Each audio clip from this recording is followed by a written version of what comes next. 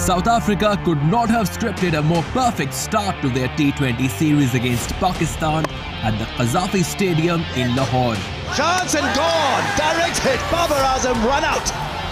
But Mohammad Rizwan is in the form of his life, and it was clear that he was seeing the white ball as big as he had been seeing the red ball in the Test series. And is superbly played also, back-to-back sixes now.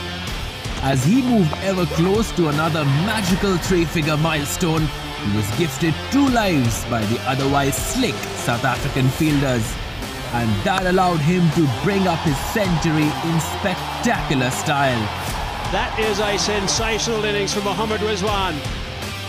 Set 170 to win, the Proteas began their chase in emphatic fashion thanks to the clean hitting of Johnnyman Malan. But the introduction of Usman Qadir's leg spin put an end to that. Some lusty blows from the lower order kept the contest alive until the final delivery. But Bjorn Fortuin couldn't end the match with the same brilliance as he had begun it. As a result, Pakistan prevailed with a 3-run win. Hello and welcome from Gaddafi Stadium, Lahore. It's a beautiful evening here. The floodlights are on and we're here for the second T20 between Pakistan and South Africa. Well, Pakistan are 1 up in the series courtesy a brilliant 100 by Mohammad Rizwan. South Africa, of course, they'll need some answers for the spin duo of Pakistan, and they have a chance to redeem themselves today. So let's see how it goes, but it should be a cracker. Alongside me, I've got Bazid Khan and Simon Dual. Baz, good start for Pakistan. They're obviously 1 up. They're probably looking to seal the deal today. Yeah, I think they'll be very happy with the start they got. They got the worst of the conditions because the dew formed more when they were bowling, so they'll be happy that they were able to defend that target, and they'll be happy that they set enough runs when they batted first. So yes, all things ticked. I think the spinners did an immense job, so lots to do for South Africa. Yeah, surely lots to do for South Africa, Dooley, because the spinners, they certainly caused a few problems the other day, so they're definitely looking for some answers how to play them. Yeah, they had a good start with the bat, but then as soon as spin was introduced, it was just a nightmare, wasn't it? I mean, Snowman had no idea. He looked like he was reading Braille rather than the cricket ball. It was just a really tough ask for some of their batsmen, and it's a learning thing. What you want, and all you can ask, is for guys to get better and improve game by game. There's some inexperience in that South African side. You want them to be better tonight. I'm sure they'll make some changes. There'll be different personnel in and out, but just some improvement. I think that's all they'll be looking for. And they weren't, in the end, they were 1 hit away at the back end, and I don't think they played very well. So, you know, they can take some positives out of it. Yeah, definitely some positives, but a huge positive for Pakistan is Mohammad Rizwan, Baz. I mean, he seems to be in the form of his life. Yeah, and he's progressed nicely. There was question marks of whether he's the right man to open the innings. Does he have those power hits? When he proved that he's got all the power hits, he's hit 7 sixes, the most that a Pakistani batsman in T20I has ever hit. So he's got the power game now. He's in form, and every time he's thrown a challenge, he's come up trumps. Every time, be it England, the Test matches, be it in Pakistan where he got the 100, be it this T20 game, be it New Zealand, he's come up trumps. So he's got something in there which makes him tick. And every time we're sort of discussing, is Rizwan good enough? He proves that he is good enough and much more.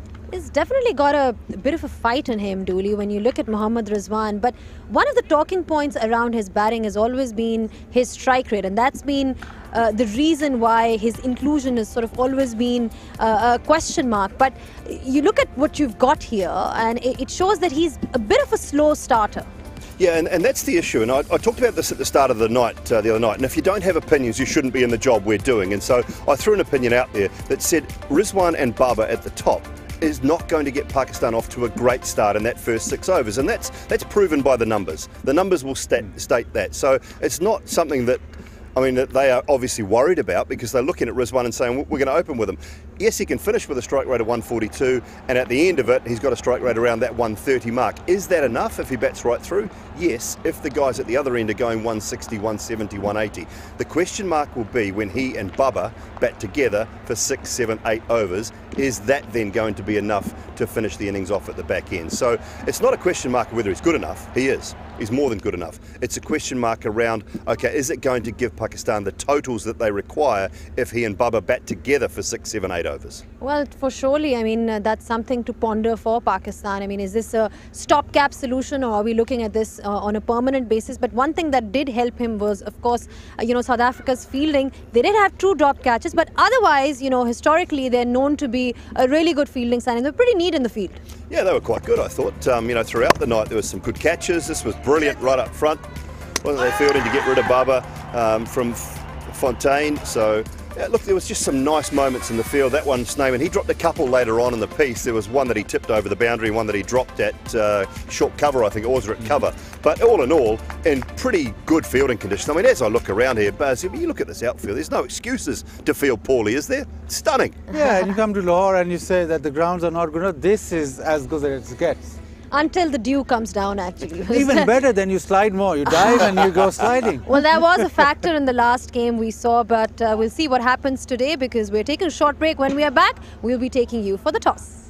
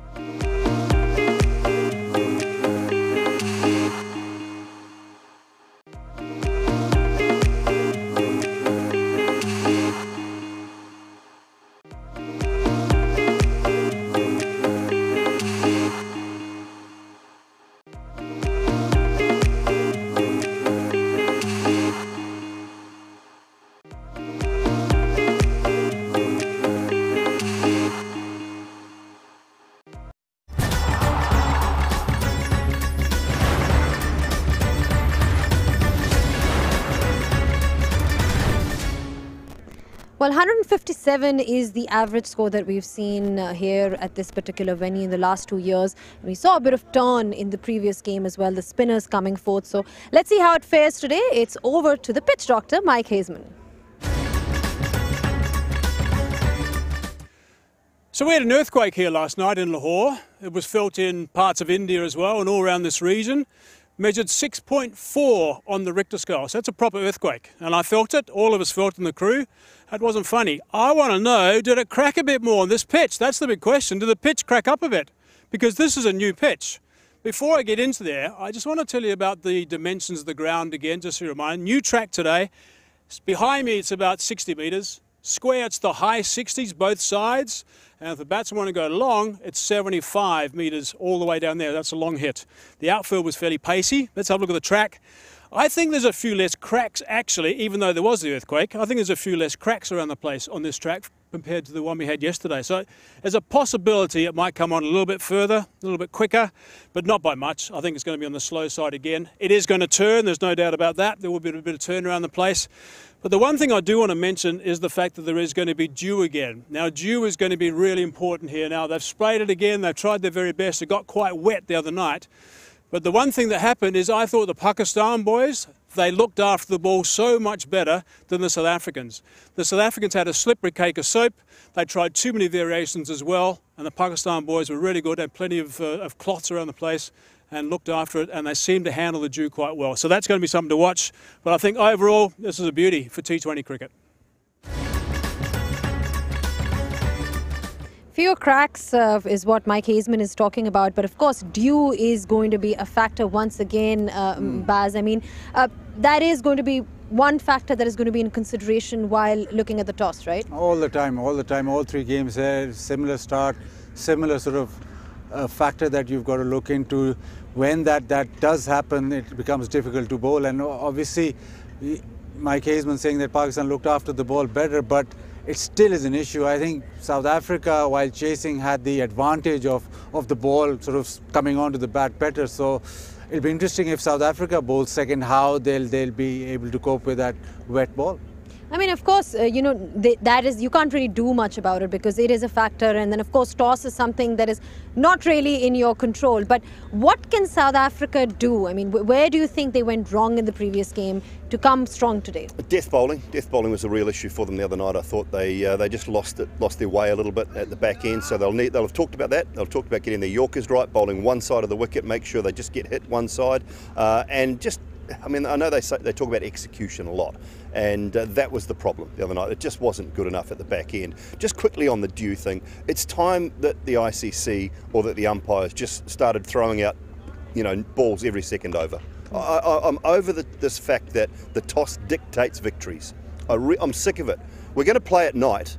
You know, for the next 100 years, we're going to play 2020 cricket, 50 over cricket at night. Just get a new ball and throw it out, and it can be an 8 over old ball at 10. They've got this box of balls sitting there waiting, just in case one goes out of the stadium. Well, no one's hitting it out of this park. I can tell you that much right now. And if they do, one of our camera guys will grab it anyway, so it's all good. But just throw another ball out if it gets wet. Every second over when the dew's playing a massive part, make sure it's an even contest. I'm just over sides winning all the time, batting second. Any changes expected for Pakistan, Baz? Do you think they're going to make any changes? I think there might be one, maybe rest Shaheen or bring in another fast bowler, but otherwise I think it'll be pretty similar. And we've seen from the Misbah strategy as well that he doesn't really change the winning combination regardless of the conditions. Yeah, he probably want to seal the series and then experiment, but I think probably they'll be looking at one fast bowler or changing it up, rotation of one fast bowler at least. One thing is for sure, the Pacers will have to lift themselves because they kind of struggled in the previous game. We saw Haris Rauf as well as Shaheen Shah Afridi, but it was the spinners that came forward for Pakistan. We'll be taking now going straight to the toss, and it's over to Ramiz Raja who's there out there with the two captains. It's time for the toss.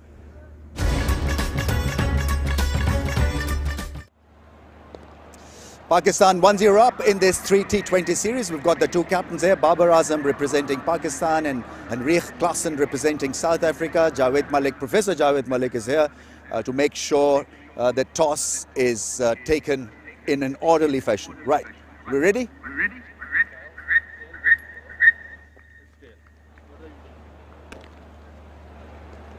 South Africa has won the toss.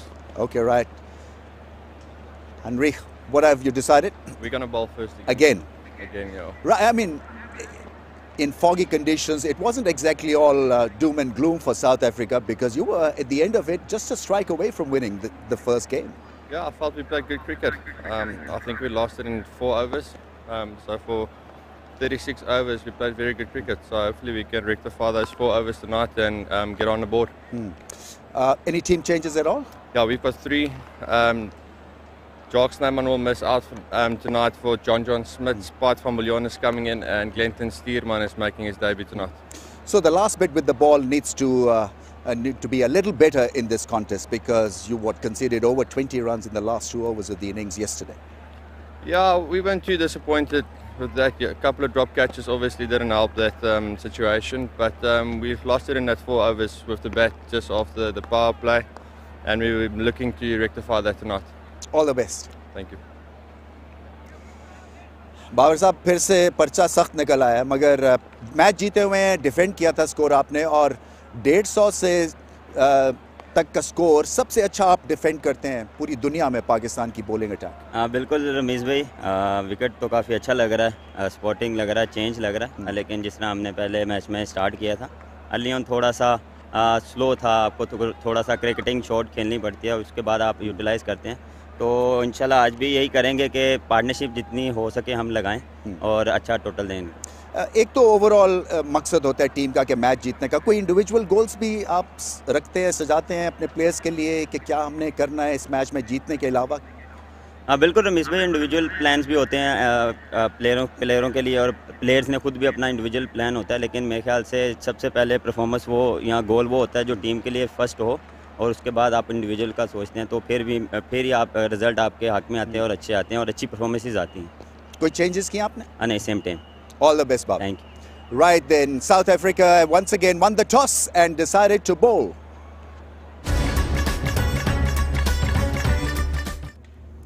Well, no surprises there, South Africa winning the toss and choosing to field first. I mean, we spoke about, despite the fact that Dooley thinks that, you know, all the other external factors should not be spoken about, but this is because of you, isn't it?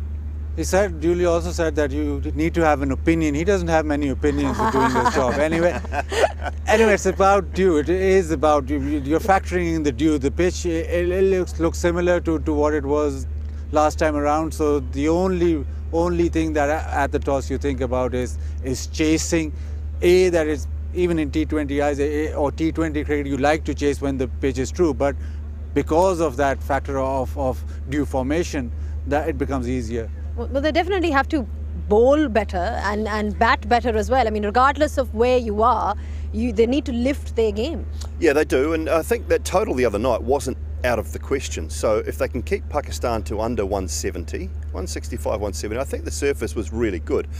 So they'll be looking at that sort of number again, and that's what they'll be looking to restrict Pakistan to, that 165, 170 mark, and they'll know after the other night, after a good start, they just fell away and still got very close. So to me, that's the number they'll be looking at. Anything under 170, if we can restrict them to 165 or under, that would be brilliant. And then, you know, they've got every chance with that ball just sliding on a little bit later tonight. I'm sure they're riding high on their confidence. Baz, looking at this lineup, of course, you've got the two spinners in, Usman Qadir. We know that he did really well the other day.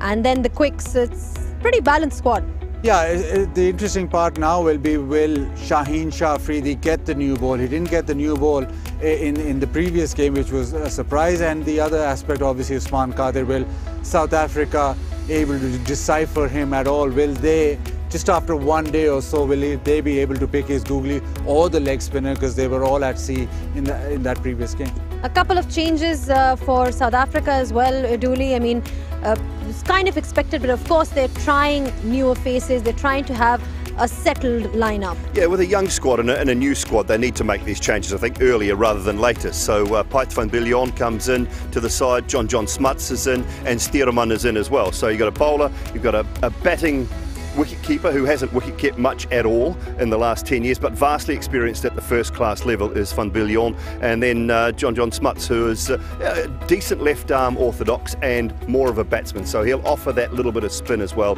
And then, you know, Milan was good the other night, Hendricks as well. Miller just gone off the boil. David Miller, in the last couple of 3 years, hasn't played much cricket at all at the top level and done well, so they need something from him tonight. It's those guys that need to really stand up tonight. Well, 10 on 10 on the pronunciations. Well done on that, truly. But thank you so much for your thoughts, gentlemen. We'll be taking a breather now. When we are back, we'll be looking at further analysis, so don't go anywhere.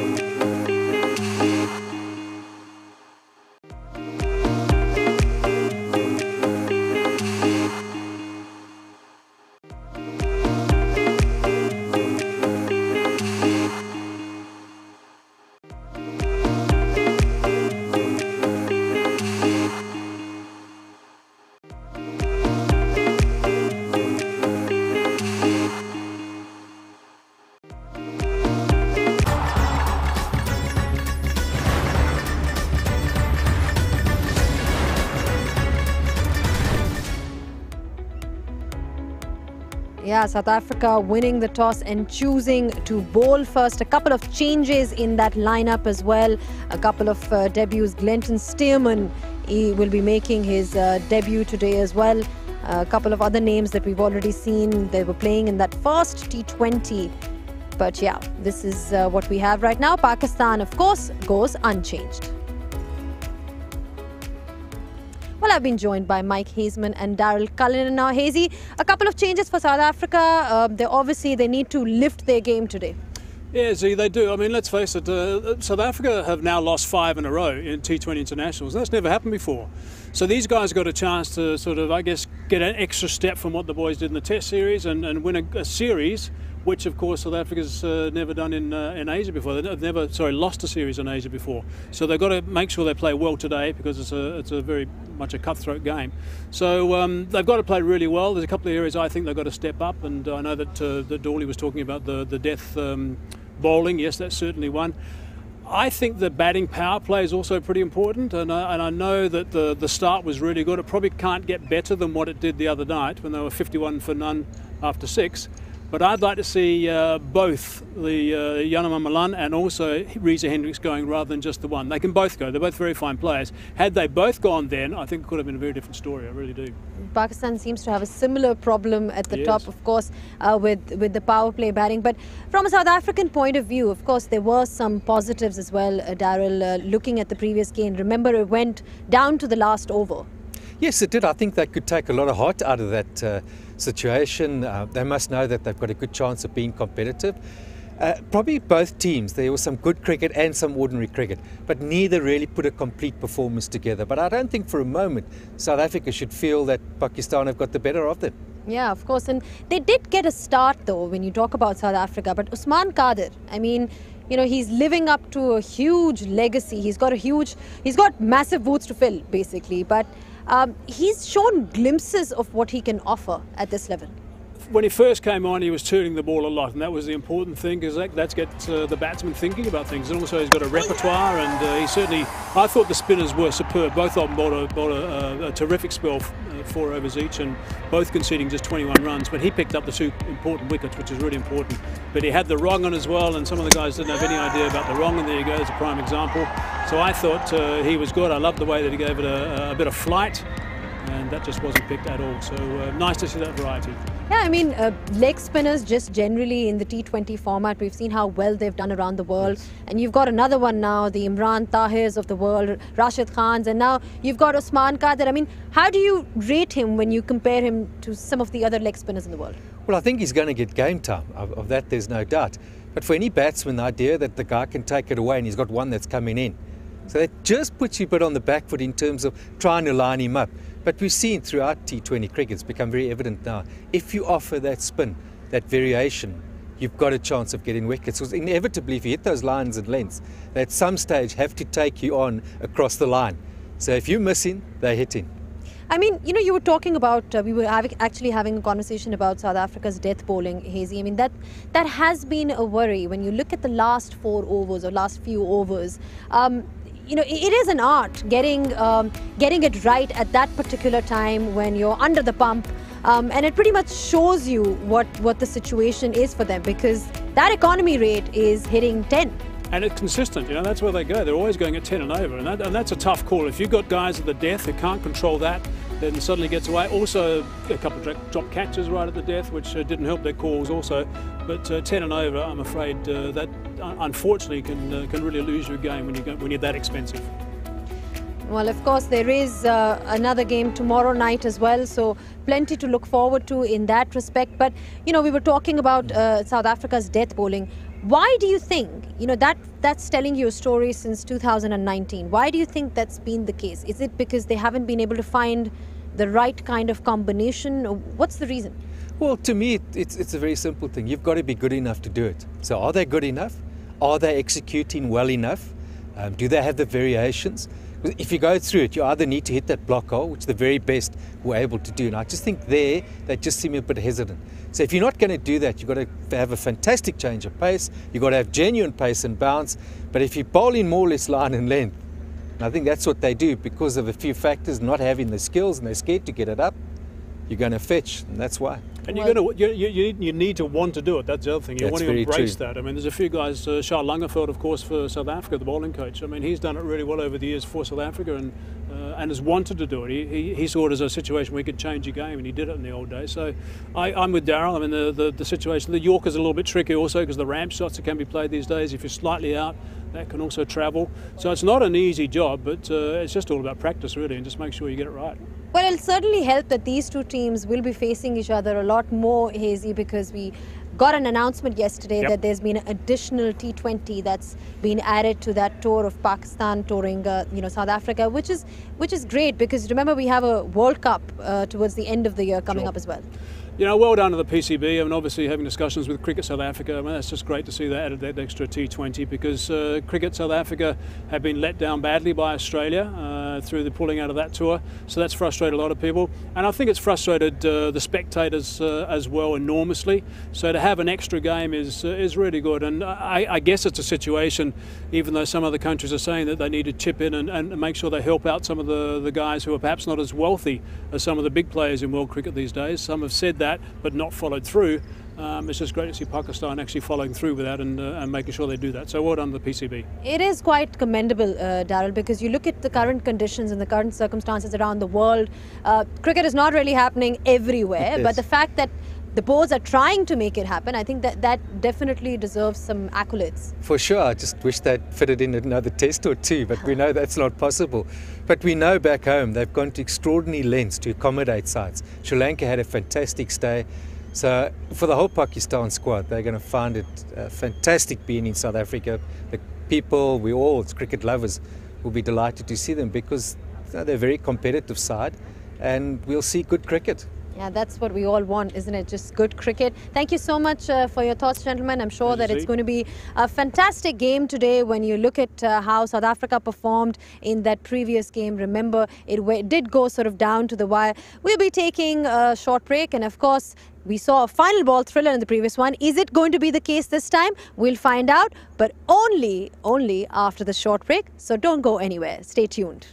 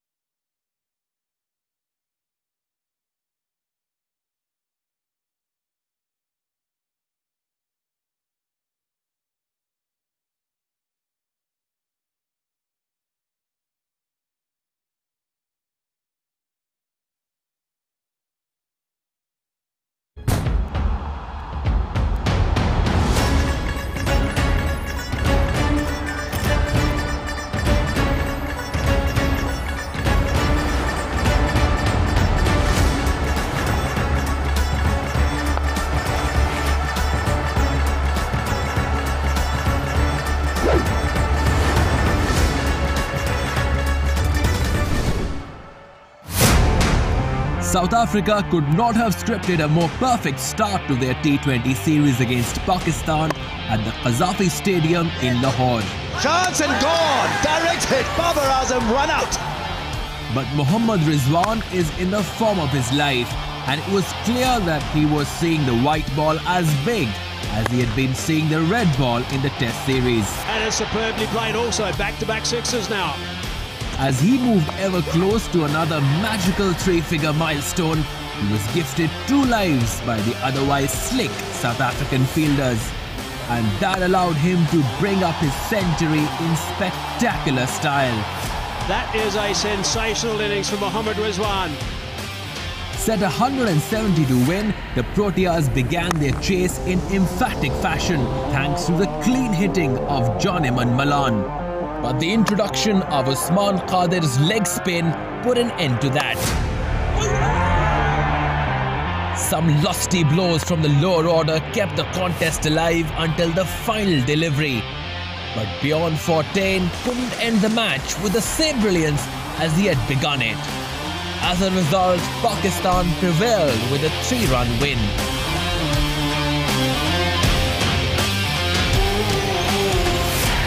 It was a terrific game of cricket in South Africa in the end, just a strike away from winning that contest. The second contest in Qaddafi Stadium once again, Pakistan versus South Africa. Should be a lot of fun.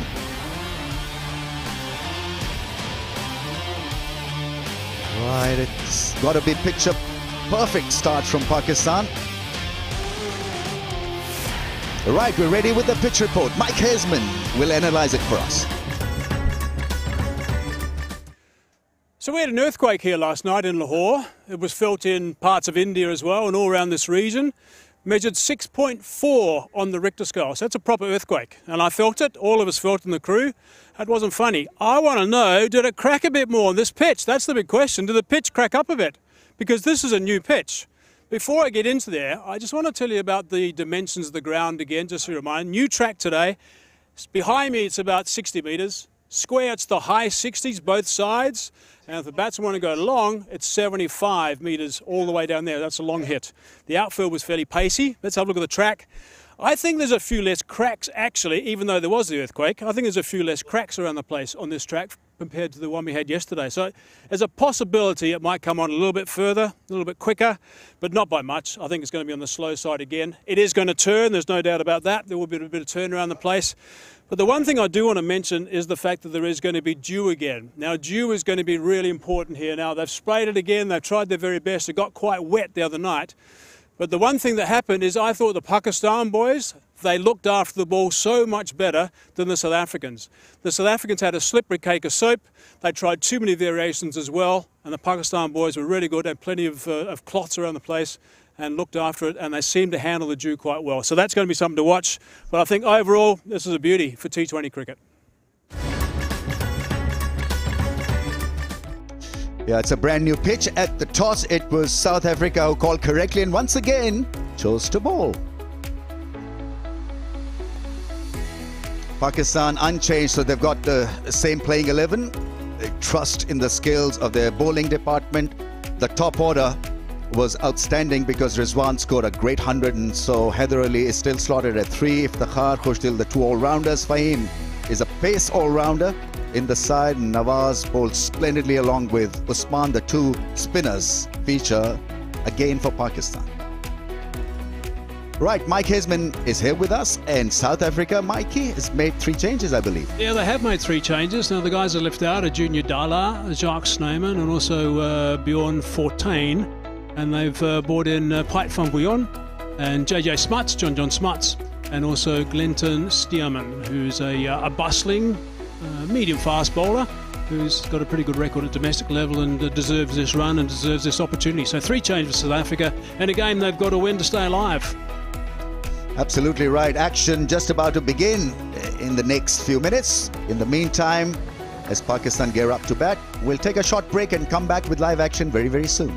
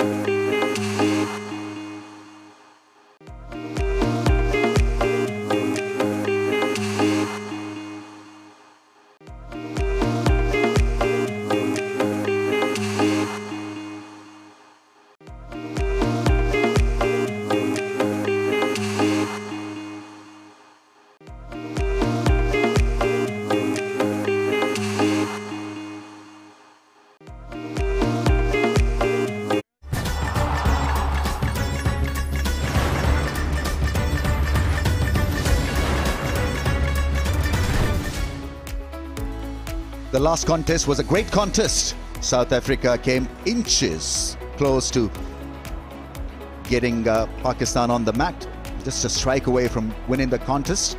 But they've done the same again. They've called correctly at the toss. They've decided to bowl first. Duke and form in the last part of the innings, so staying away from a bit of disaster with the ball, and so that's a logical choice indeed. Right, Rizwan was seamlessly fabulous. He started off silently, looked just a little bit reserved in his approach, and once he got cracking, then there was no stopping him. Yeah, that was a magnificent knock, it really was. Over 60% of the runs scored by Pakistan, by Rizwan in the first T20. 7 sixes, 73 runs from his last 34 balls as well. Some going. A strike rate at just a shade on 120. So 104 not out in the last game, and obviously 100 in the Red Bull game as well, the test match. 200s for Pakistan in a week in 2 different formats. Babar Azam is a class act, average dropping slightly below 50, but he's a run machine. He's safe asset, doesn't hit a lot of sixes, doesn't have to because he places the ball beautifully. JJ Smuts, 32 years of age, slow left arm to begin the show for South Africa, and it's Rizwan who's going to take the strike. Experienced, he's a positive player. Obviously everyone knows that Babar Azam had a few problems in the test series against the left arm orthodox of Maharaj. So again, this is going to be a little bit of a ploy from the South Africans. Fortain with that magnificent run out yesterday was, the day before rather, was just quite spectacular. So South Africans persisting with that. But Babar Azam is just a magnificent player as well. A real danger player, of course.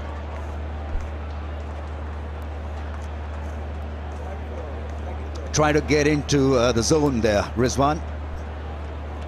He's been given the strike, he has the form, and of late, Babar Azam has struggled a wee bit against the left arm angle. So that could be the other reason why Rizwan is on strike. Not happy with a light that is on just above the side screen. One thing that I've noticed already is this fog has come in a little bit earlier tonight than yesterday, which might mean that the dew might come in thicker. And as I said earlier in my pitch reports, that the Pakistan players were the ones that looked after the ball better than the South Africans, but the South Africans would have noted that. There'll be a few rags around the place. Let's hope they don't lose any.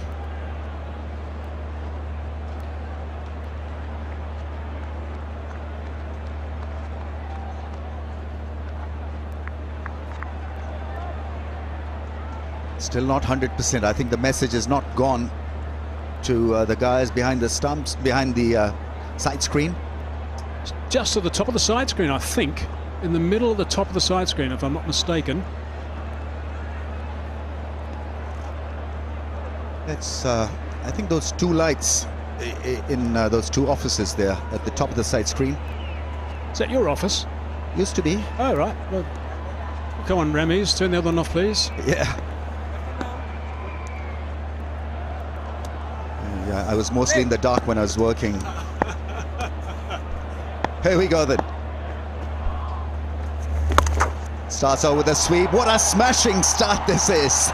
Rizwan is on song. It is not going to waste any moment, any time. And he loves playing that shot. He absolutely loves jumping on the sweep. So anything that's going to be sliding down there at that sort of length, he's just going to climb all over. Full of confidence. He played a few of those in game number 1. They also had the same result. Pakistan are off and running. Brimming with confidence. Must be Rizwan. Much better. Slower in pace. More accurate on this occasion.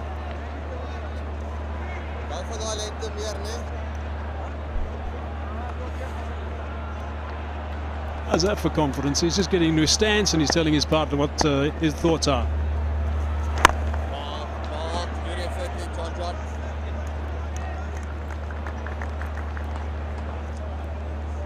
Batting in the power play for Rizwan, we talked about it the other day. I think this is the best time for him really to amp it up, to increase the strike rate.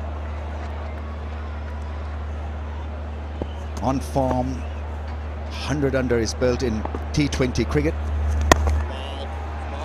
So take that confidence, take that 100 into making it happen in the power play. I think, I'm sure I asked that question at the toss as well to Babar Azam. You know, there's the team goal, which is to win, and obviously there's got to be a few individual goals that would have been discussed. And I think one discussion will largely center around Rizwan's ability to make things happen in the power play session. Yeah, dead right. I mean, there's been a bit of discussion about that, as we've noted in the media from time to time, but I don't have a problem at all with the work they did the other day. He was a little bit slow to get going, but he caught up superbly.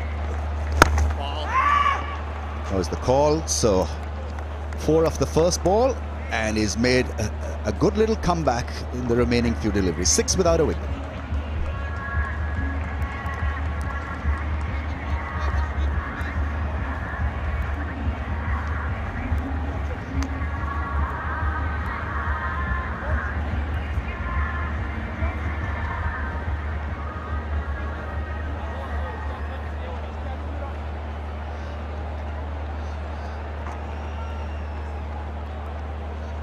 Center, please. White jump bowling over.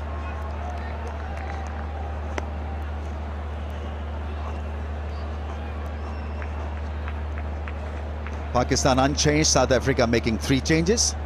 Mike van Billion, JJ Smuts, and Glenton Sturman. Got it right? Stearman. Sturman, okay. With Hazeman here up in the commentary. That's set up very nicely for Babar Azam. It's gone and crashed into the rope in no time. So straight away, the first ball from each bowler has gone for 4. First one was a sweep from JJ Smuts, and this one was short and wide from Pretorius, and it got the treatment it should have had. He's a beautiful player, Babar Azam, we know that. Have a look at the way he just transfers his weight, rocks on that back foot and puts it away. Sweeper on the offside was a little bit straighter, scooted for a boundary. Oh, that's close. Gone. It looked out. It looked out. The balance was off. He's trying to play that ball against the line of the ball. And is he asking for a DRS? Has he asked for one?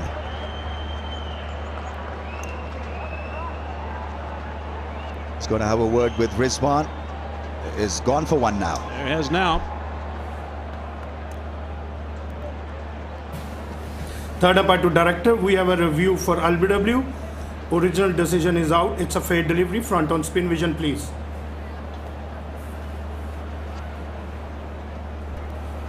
Roll forward, nice and slow.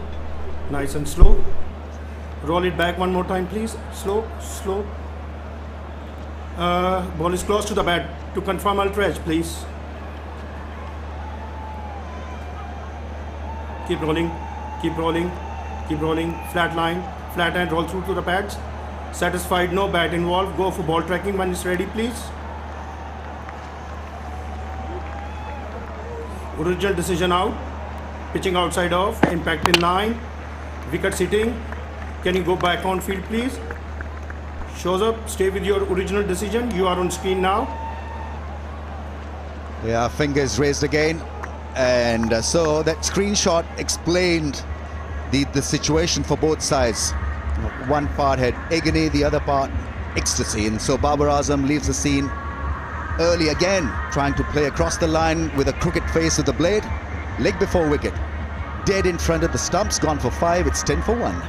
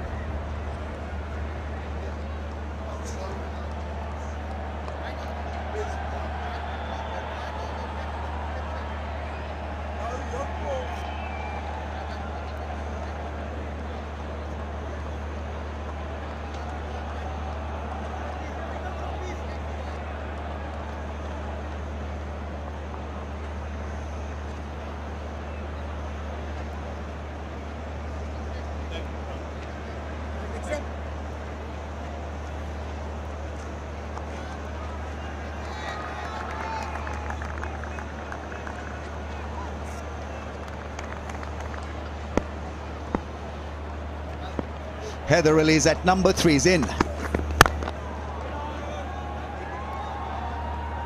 Just breaking his wrists. I don't know why Babar Azam, because he's such a lovely, delectable player down the pitch. As we have a look at Heather Ali's numbers, pretty impressive. 9 matches, average of 28, but his strike rate is extremely good, 141. Suddenly there's some buzz out there from South Africans as well, getting rid of Babar Azam. That's a huge wicket. They did it in the first game, they've done it again in the second. Great strike from Pretorius.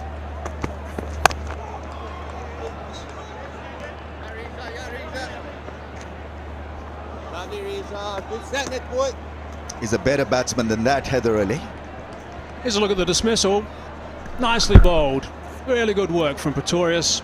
Bang on target from big Dwayne Pretorius, who's played quite a bit of cricket for South Africa now. Up went the finger. In a profile before the game, he described himself as someone who likes to change the game and likes to be smart with the ball. He certainly was, and he's got that reward. I thought the length did the trick for him.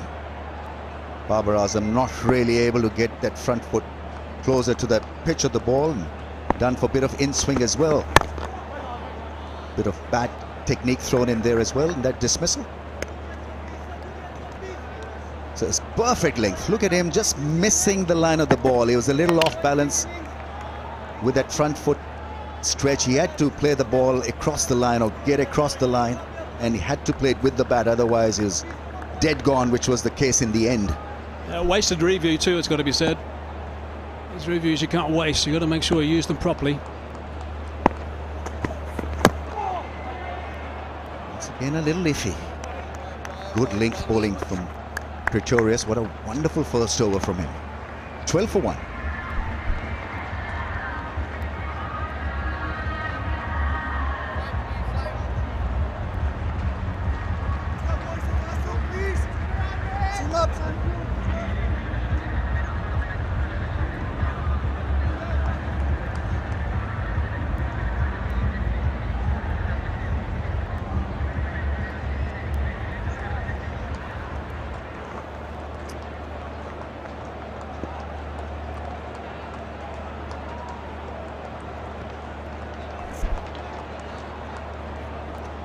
For 1. Babar Azam has been removed from the scene for 5. Stearman coming on to ball. Debutant.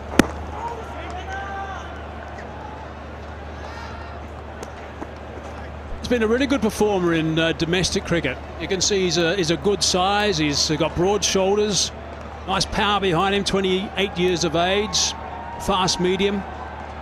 Let's look at his T20 career. That's at domestic level in South Africa. Economy rate is really good, 6.67.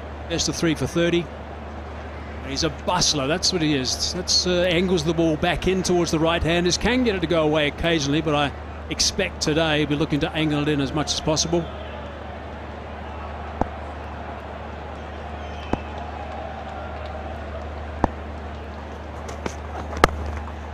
In the slot, into the gap for 4. Yes. Sliding Sipamla. Not able to control that one. Beautifully timed. Such a neat player off his pads, Rizwan. Can't make that sort of mistake really to someone who's in this sort of form, and I don't want to be too harsh on Stearman because it's just the second one he's bowled. But it has gone for 4. Sipamla trying his best in that region, but you've got to make sure your line's right, get the line right, and build a foundation.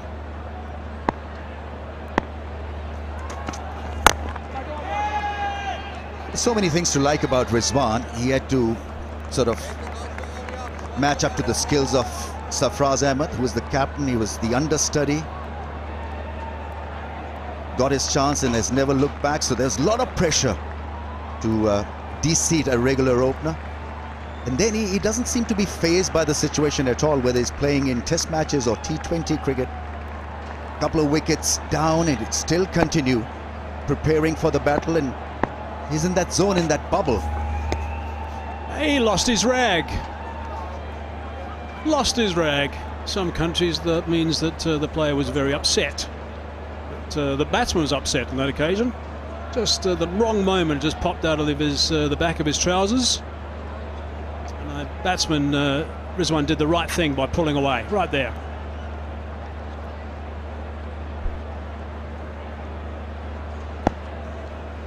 By the way, you've got to be really positive when you pull away. You can't just hang around a bit.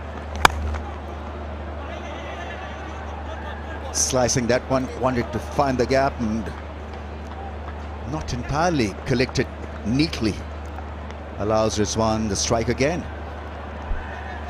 Just on that point, we had a situation also when Shams the other night was in that stutter, which he normally does these days. He's got that in his repertoire when he runs in a ball, when Alim Dar got the surprise of his life.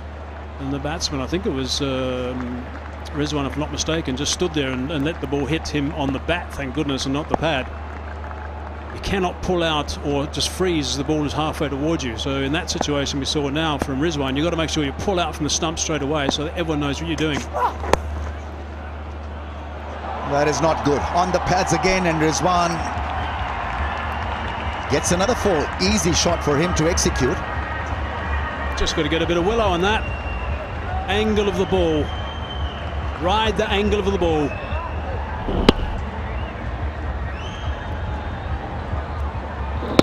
You got to be on target. It looks a very good batting surface.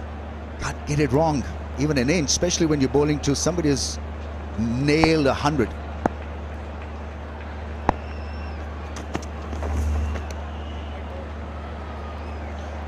His line is off. Trying to put in extra bit of zip on that occasion. 138 clicks. It looks a neater pitch. Less cracks and looks to be well compacted as well. Yeah, I think it's going to be coming on a little bit better, I said in my pitch report, than the first one we had. Looks like a good surface. There's that beautiful straight drive. No need to run for that one. Majestic, elegant, regal from Rizwan.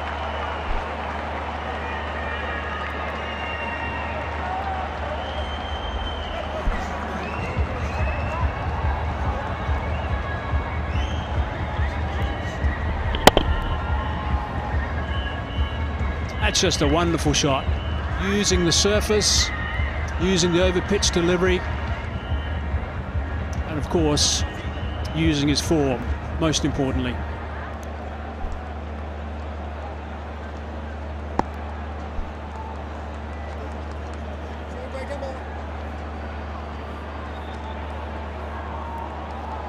Already we've seen massive range from Rizwan, so lovely flick shots, square leg boundary, and then a lovely straight drive, mid-on drive to go with the leg side play of Rizwan.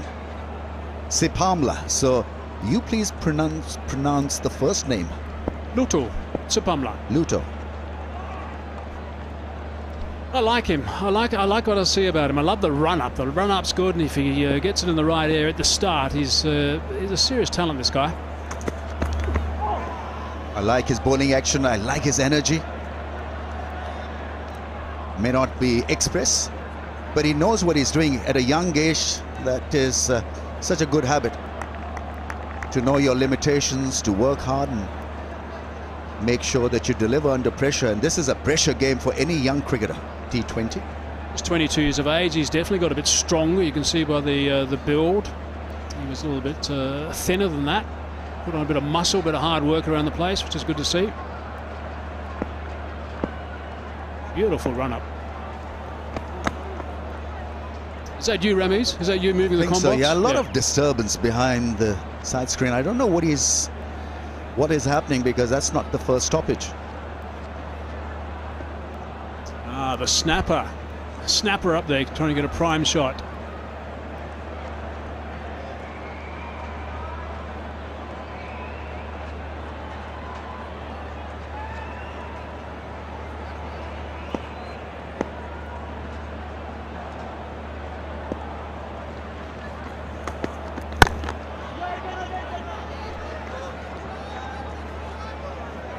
He's got to give himself a little bit of time, Heather Ali, because he can recover a dead start.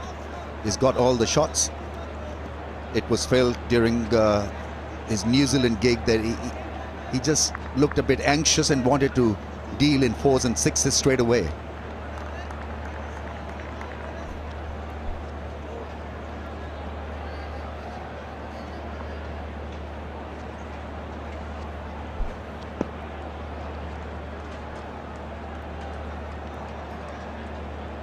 Wants that field to be a little fine in the ring.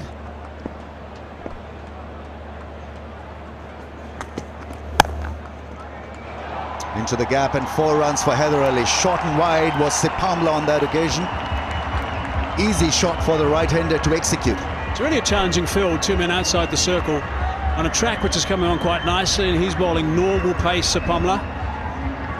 And he's got fine leg inside the circle, 3rd man inside the circle, sweepers square on the offside. That went well behind and couldn't be tracked down.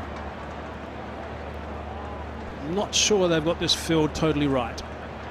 He doesn't really bowl with a lot of change of pace, particularly when he starts.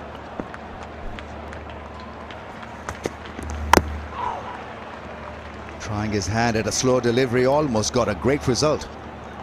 Haider Ali playing with the face of the blade a little close, didn't really pick up the slow ball straight away.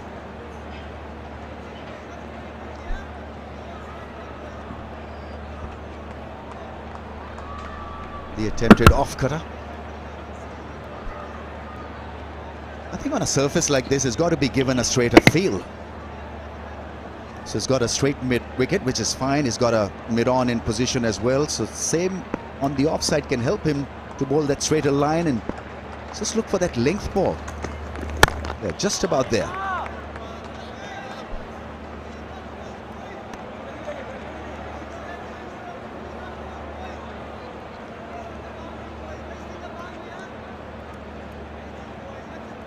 The fog will dense in the last part of the evening, so dew will form as well. Not ideal bowling conditions in the later half of the contest. Fielders may need indicators really to move, figure out a way. It was so foggy in the first contest.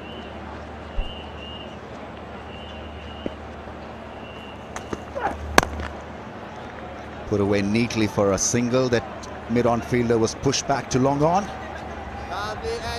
After 4 overs, Pakistan 32 for the loss of 1.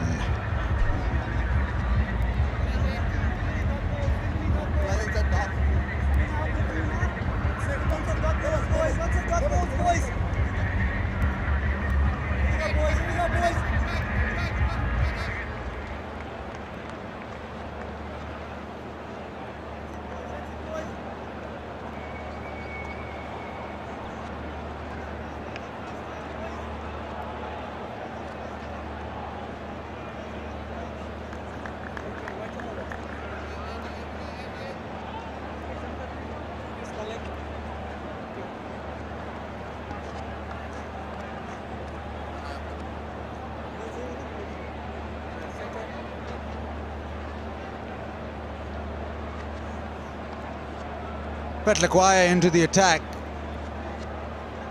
32 for 1.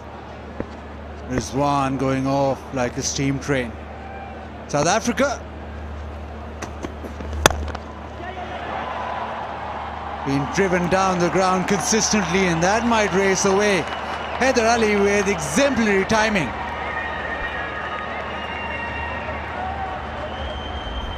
It's a good pitch, and if you do get a bit full as a bowler, it allows the batsman just to play through the line of the ball. As we saw in the first T20, timing's good, placement's good, you get value for your shots here.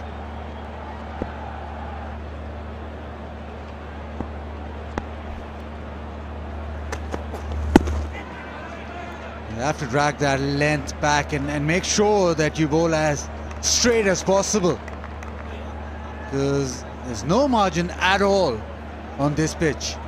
No, there isn't, Baz, the moment that you do stray. And I was down there earlier today and had a good look at it. You couldn't wish for a better track. The hard new ball coming on, it's the only thing we don't know yet, how much turn it'll take, but you'd be very happy facing the pace bowlers on this pitch.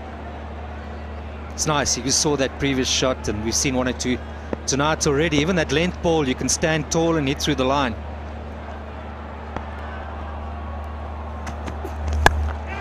Picked up and found the man in the deep. Sprawling catch. Simpamla with a good one. Very good one.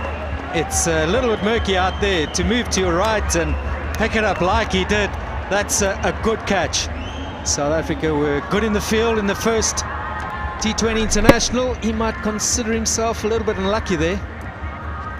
He's picked out the man perfectly and well held. So Pakistan found themselves 2 down. Delightful Peflukwaya. He'll take them anyhow. Pakistan 36 for 2, Ali gone for 10.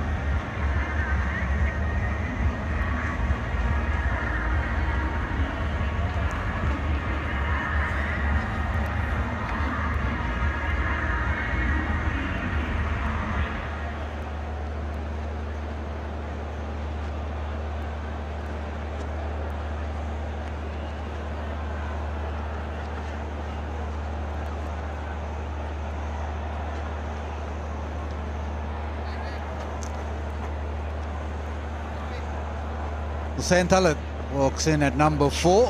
Was given out stumped last time around, which was quite interesting, but he has the ability to turn it on. He's quite a deft player, likes the reverse sweep, the paddle sweep, and he's in good form. He's back with a good first-class season as well.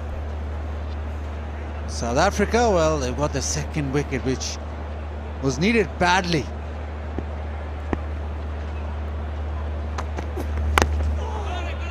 The inside edge, almost a drag on. Now we talk about the lines and lengths that you want to bowl here, and this is a good example. So they've gone with the approach of mixing it up and over each. So how unlucky was he, or could he have done more with it? Haider Ali, the batsman. It's just one of those sort of shots where it's there to be hit, you've got to go for it, and that's just the nature of this format.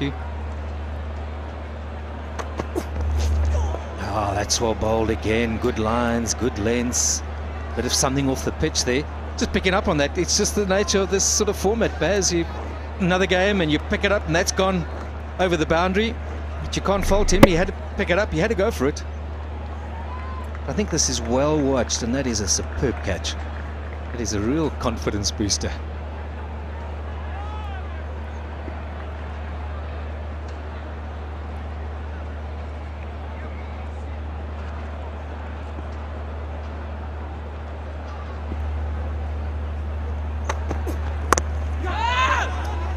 Well, a superb 5th over, just 4 off, and the wicket is 36 for 2.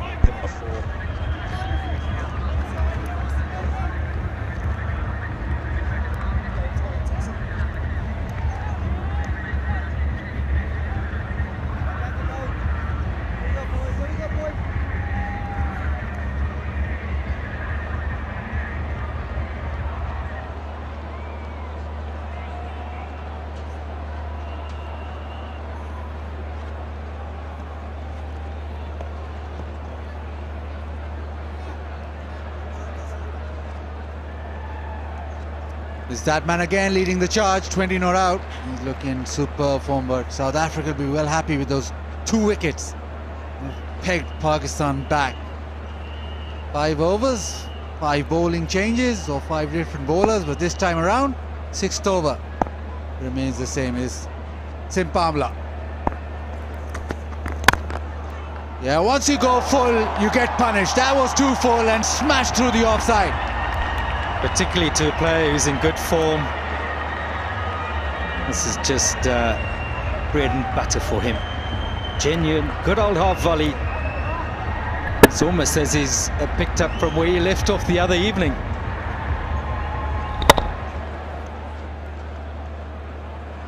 Or even the test match. He's just batting so well, but what we've seen on this particular track is that you can't err at all in that drive zone. Have to bang it in.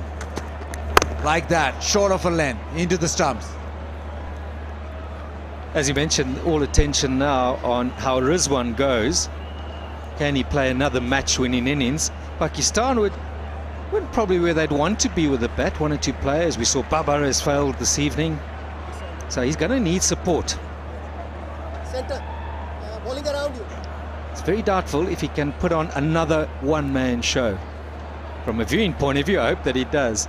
So those that'll play around him all may need to pick up.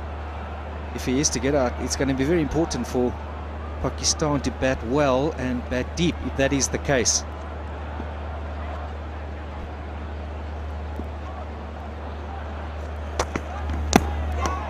Quick delivery outside off. It's not yet as Untitled had found his bearings. And just the opportunity now to go through a few balls or a few dot balls because of the fact that Newman at the crease within the power play. It's clear that Pakistan, I think, have been more aggressive this evening. Not a chat around their power play. They're not quite where they should be. 50 is generally a good benchmark. That's where you want to be for as a minimum in this format. Well, just slipped maybe. He was in with a chance, I reckon. Just the awkwardness of the pickup meant that he couldn't throw the ball at the stumps. Fielding is such an important part in this format. Off balance, he manages there, he can't quite get it away. But it's excellent to see South Africa. There's something that I really want to see this evening is their fielding and that sort of commitment, a lot of energy, good clean pickups, getting it over the top. All that's good about good fielding. It does make a huge difference when you field well. I mean, you can win or lose a game by a run or two. There could just be a little fumble in the field. Every moment is so important as a field inside in T20 format. It's the fielder. The opportunity was there, third man in the circle. The Brighter Fan of the Match plays the Brighter Fan of the Match contest and win a signed ball. Last time around it was Rizwan, the player of the match, who gets to sign the ball. Last ball off the power play. Pakistan day before, yesterday, got 45 in the power. They're there or thereabouts this time around as well. Maybe just the tinkering of the field. That deep square leg is just slightly gone finer.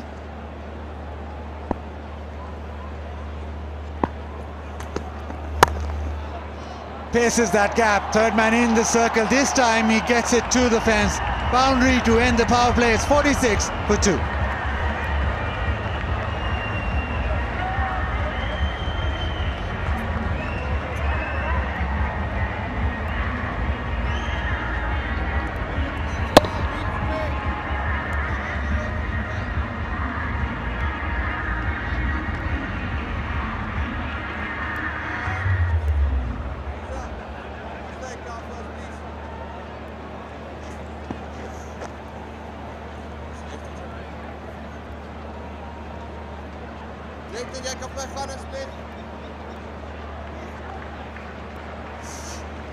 Power play done, and Shamsi's into the attack. He was the best bowler for South Africa.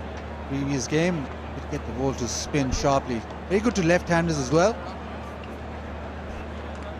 He's the sixth bowler used in this South African bowling stint. This is only the 7th over.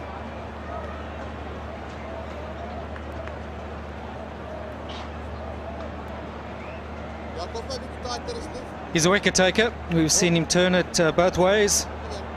Energetic, very colourful character.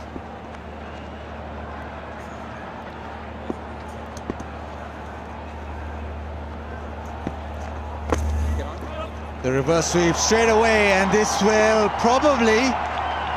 No, not yet. He's been cut off. Rizwan wanted a third. confusion, but just the two.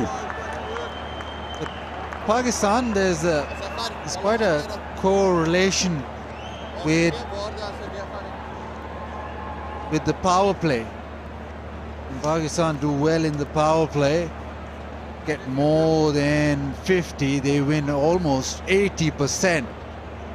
This is about 36 to 49, so 66%, but there's a huge correlation with the actual power play and the way that Pakistan get around batting. Reverse sweep again, goes straight to the man. Shamsi with a wicket, second ball. Again, they all count. That was firmly hit. And the fielder did so well there, Pite van Biljon. He's quite close there. Head height. He wouldn't have had long to pick it up. First one worked, the second one straight to that man there. That's a good sharp catch by Van Biljon. And Shamsi, as usual, is delighted. Pakistan now 48 for 3. Hassan Talat goes for 3.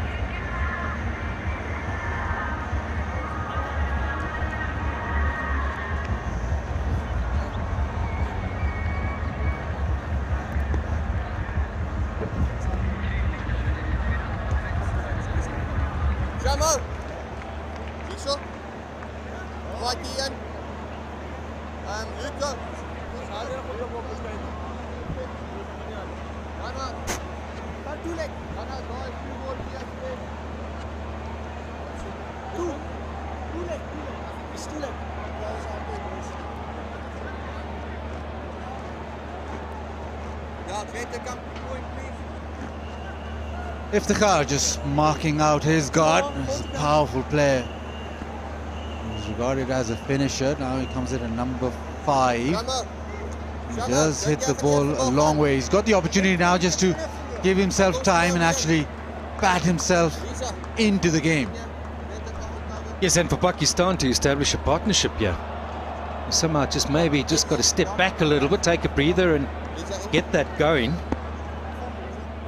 As the wickets around Rizwan are falling, if he's to get out, then, well, you're going to have 2 new batsmen at the crease, and it's definitely advantage South Africa. Oh, full toss.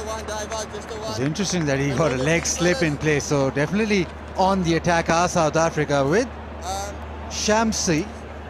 He gets left-handers out pretty consistently. He got Talat out in the previous game as well. This one smashed to a short point. But against left-handers, economy rate is 6.78 and he gets his wickets at 23. So definitely prefers left-handers. Right now, 2 right-handers on the crease.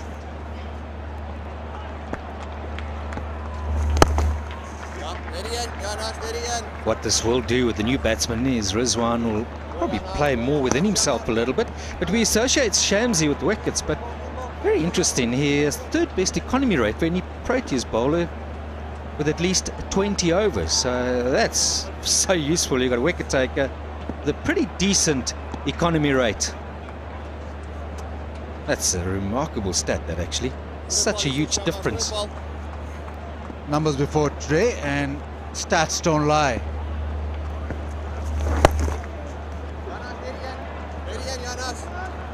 But sometimes we hear that stats are only for prats, but our statsman keeps giving us stats upon stats. But what it suggests is that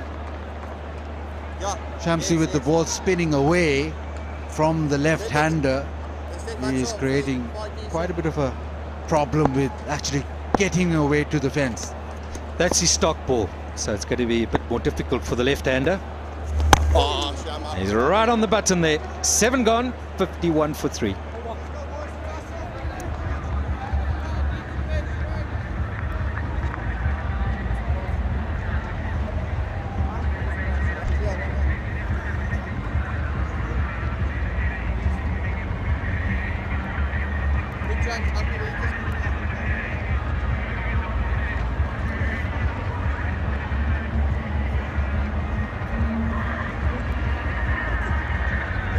Let's go, please, fellas, come on.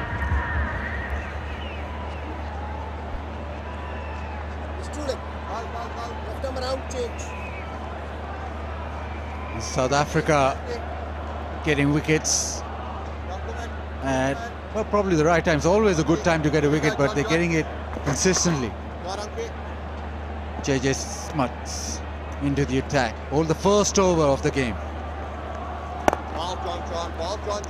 Critical period this for South Africa. As a unit now, at 51 for 3, got a man set, a new batsman in. Everyone now has to be on top of their game. Fielders looking for a run out, sharp catch. This is where that game awareness is so critical right now. They've got a little squeeze on Pakistan right now, and they've just got to maintain that pressure. Can't afford any mistakes right now. Comes your way and there's half a chance, you've got to now catch it. One down in the series, they've got to win tonight to give them a chance of winning the series. So it's now or never. Can't be doubting yourself right now.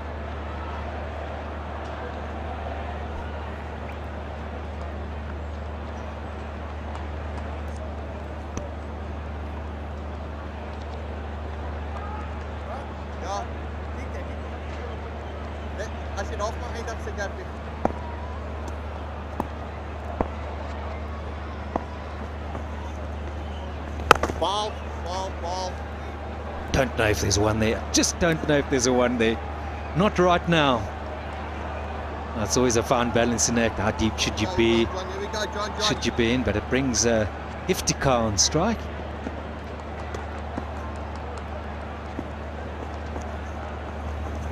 Ball, yes Andy, yes Andy.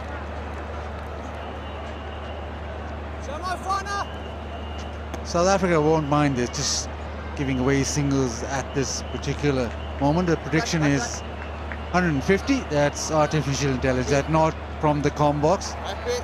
Artificial intelligence. That might be Mike Hazeman though.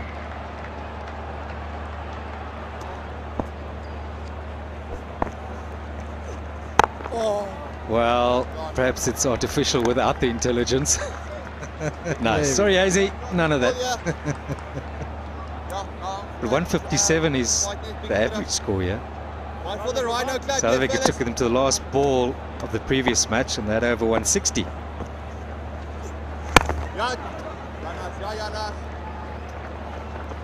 Decent over, just 5 off. It's 55 for 3. Let's go, please.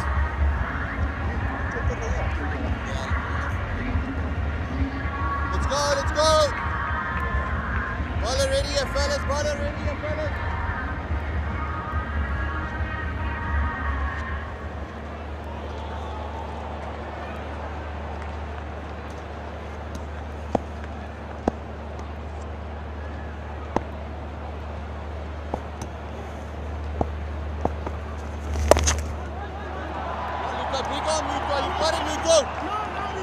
Beautiful, Luco.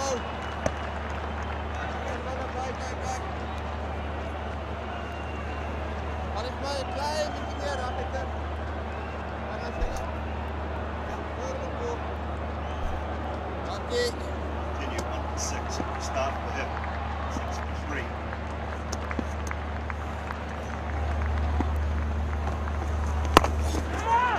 Nice start for Tabraiz Shamsi. Just pulling it back nicely. Rizwan's the key though, as he was 2 nights ago here at the same venue. The brilliant T20 century.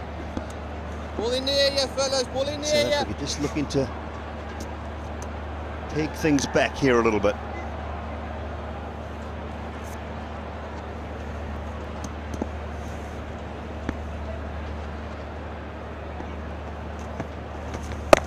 Nice turn too, Ramiz. Evening to you.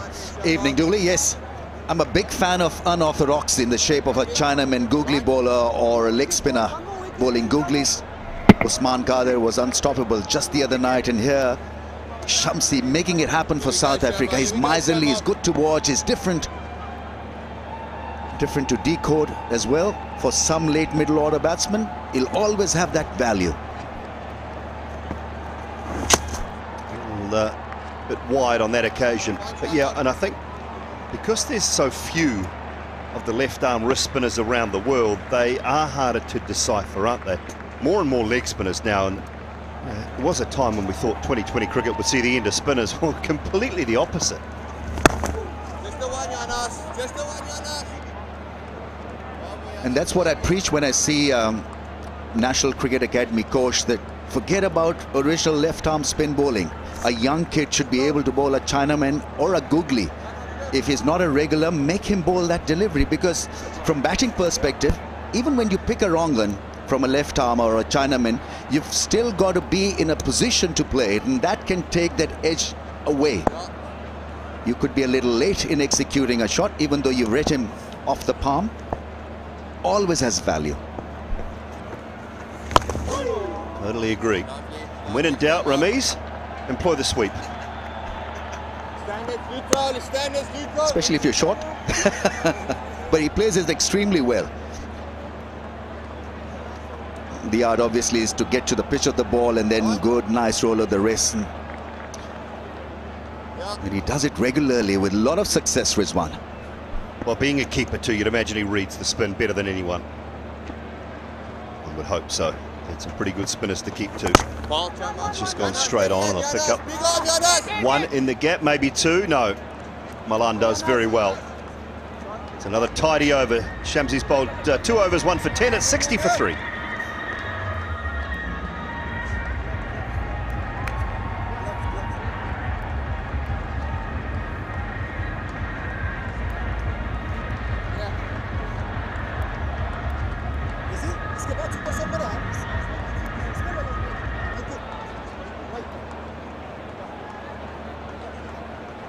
Change here, please, fellas. Big change.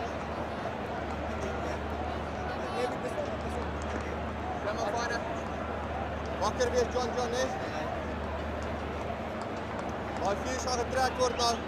Only Stierman with an expensive over there. Everything else has been pretty good from a South African point of view. Oh dear, just gets away from him down the leg side. Nicely played too by Iftikhar. Yeah, he knew exactly where the fielder was. Just a fine tickle around the corner, as they say, and earned him a 4. Shorter and quicker, but the angle was not right. That's a poor line. All he had to do was get anything on that, Iftikhar, and he was always going to pick up a boundary. See what he's trying to do here, JJ Smuts, his bowl. Quite quick, but into the surface so that it just grips and holds.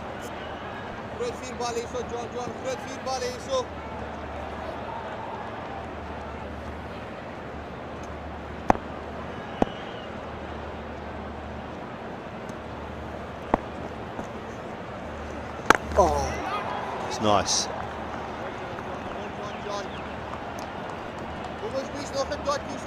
Yeah, he paused just a little bit more and saw Rizwan come out of the crease and then adjusted his line really well. Oh, hit the leg and was missing leg stump by quite a bit, but that one's rushed on to Rizwan. South Africa would have to feel now, Ramiz, if they can pick Rizwan up, they're a chance of limiting Pakistan to under 150. Sure, yes, he's the critical scalp for them. But I like this from the left armer. What he's trying to do is to hit the surface hard, as you just mentioned, Dooley. But he's got to aim at the stump, so he can't afford any width outside the off stump. And this works perfectly, because it's a hard ball delivered, aimed at the length. Not a lot of spin, but he's banging them flat. 71 for 3 in the first T20 International 2 nights ago, Pakistan at the halfway stage, so they're not that far behind. Just the 4 runs, they did hammer things home at the back end. Take 1 to finish off the halfway stage. 68 for 3, and it's Rizwan who's carrying on from where he left off the other night, 35 from 26. Iftikhar is 12, And we are going to take a short break here while they just take the rope around the outfield, sort the dew out and get the super stoppers out. We'll be back shortly with the resumption of Pakistan's innings.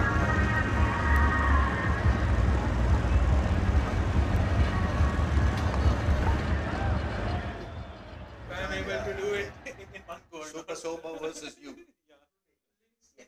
Let's see. What's the other second? Let me see.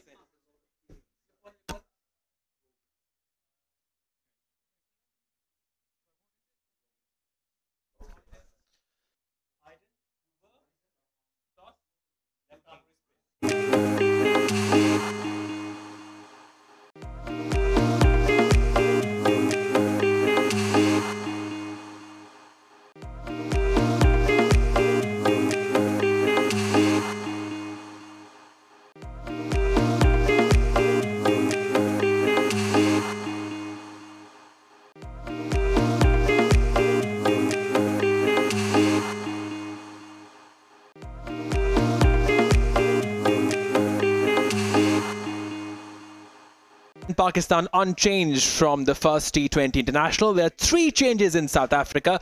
Van Billion, JJ Smuts and Glenton Stearman make way into the South Africa 11. Let's get straight to the action then. The opening voices in the commentary box. It's Ramiz Raja alongside Mike Hazeman.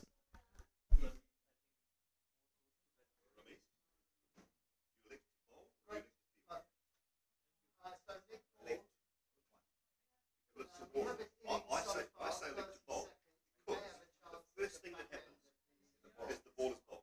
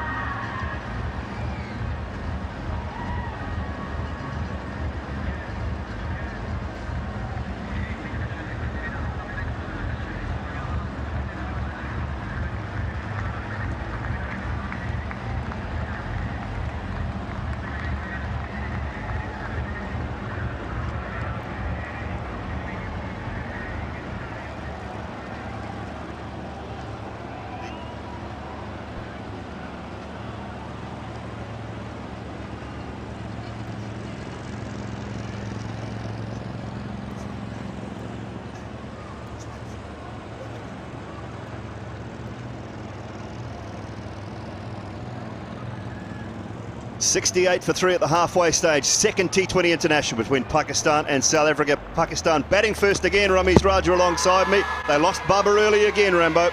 Yeah, I don't know what's happening with him. Missing a straight ball, being licked before wicket. Not for the first time, twice in the series. And here as well now in this innings. And Rizwan has been outstanding. He was on song once again. Heather Ali finding the fielder perfectly. Now he's got plenty of options as a striker. Miscued that one. And Hussain Talla in the middle order is such an important position that he holds. Once again failing. Sent into bat when South Africa won the toss earlier this evening. 68 for 3. Rizwan, after 104 not out in T20 international #1 between these two sides. He's 35 from 26. He's lost 3 men. Not a lot of contribution from Baba, from Haider Ali and from Talat. Shamsi on 2 very tidy overs. Swung away, no timing on that occasion.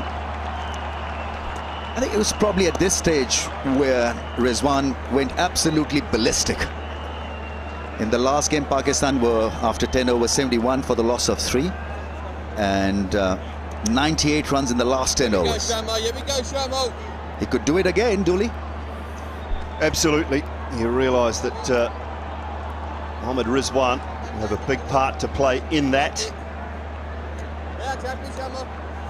They still have a bit of power available to them, Pakistan, but heavily reliant on Rizwan at the minute. Oh, nice. Get a short leg in. Yeah, he's not 100%, is he, Iftikhar? Well, that's the value that you have when you've got a left arm wrist spinner bowling.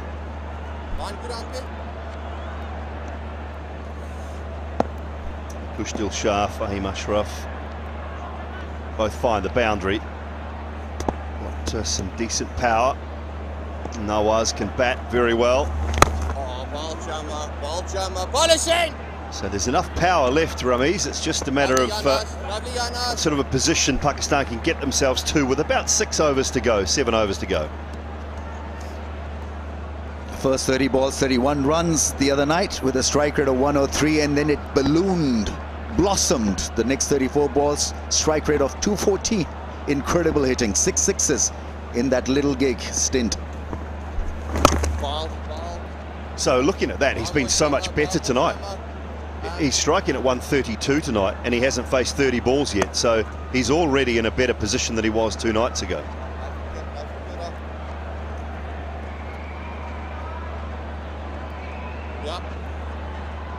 Pakistan, one of those rare units that can bowl out an opposition. They've done it so many times. Once they get to 150, they're in the game because they bowl splendidly well. Elmas gave us that stat the other night. It was 84.78% before the game the other night. So I'm presuming it's ticked over 85% now. Any score, or just slightly below, I'm told. Any score over that 150 mark. Julie, those stats, mate. Obviously, you had an early night. Yeah, for a change.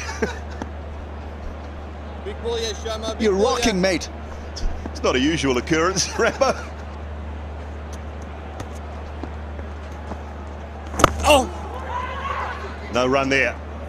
Very good from Shamsi. 3 overs, 1 for 15. It's 73 for 3.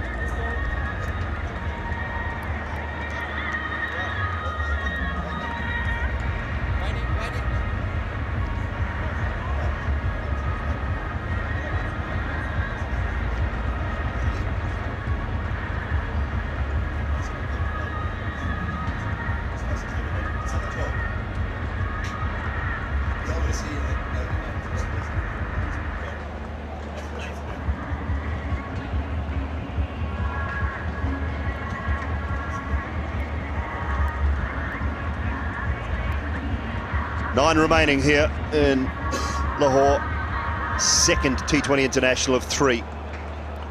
Pakistan getting across the line in the first one. Steerman is back. He bowled an expensive first over, went for 15. Solidly built, right arm quick.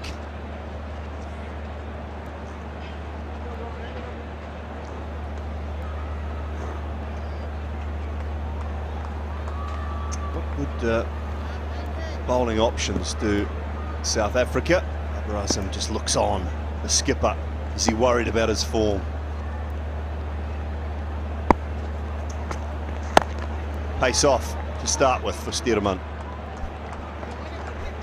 It really is a rare occurrence not to see Babar Azam get runs in a T20 contest. I think for me, this is a first.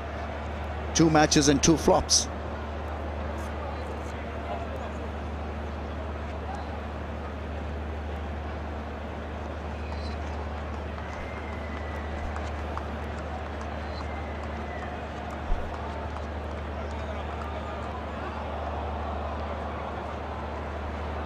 Changing the field, long off, going back. So square leg, mid wicket, long on, long off, and a cover point on the fence. It's short, and that'll find the gap and the way to the boundary for 4. Poor delivery, put away. No need to really do that, because all you need to do is to hit the length, look to be as straight as possible with that pace. Slow balls and slow bounces at this stage are not needed. That set up very nicely for Iftikhar, and is a good bottom-handed hitter. That was an easy shot for him with fine leg up in the ring. A no-brainer for Iftikhar. Just made that field change, presumably so that he can bowl the fuller, slower balls, take pace off but get it fuller. Make Iftikhar drive down the ground. That's the quicker one, but it's missing leg. Fires Stumps backed up nicely.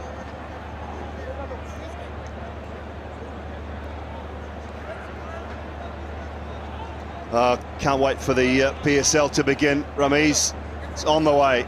20th broadcasters going around the world. Sony 10 in South Asia, of course, PTV Sports and Geo in Pakistan. Sky Sports, United Kingdom and New Zealand. Flow in the Caribbean. Willow TV in North America. Super Sport, Sub-Saharan Africa.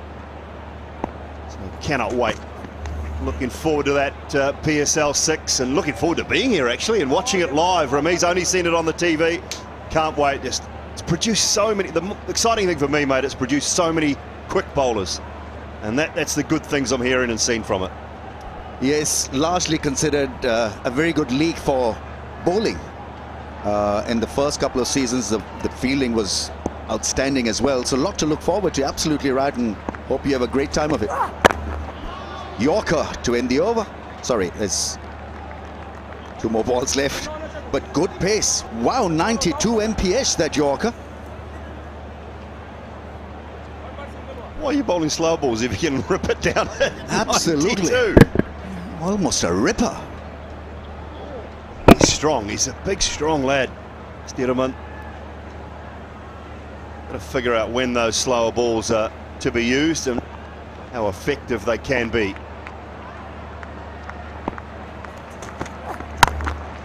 That's effective. Has it gone far enough, though? It has. He's got plenty on it. Really good strike. I thought he was done for a moment, Rizwan, but not to be. What a response. 92 miles an hour Yorker, followed by this blitz over long on. He's absolutely loving this, making use of great form and taking it into this game as well. In the slot and sail over long on. Trying an off-cutter probably. Yeah, and they thought he'd done Rizwan just momentarily, but not to be. He was right out of the middle of that bat. Just dragged it a touch, but good enough. So a little bit expensive here so far. Stearman. Last ball, can he finish well?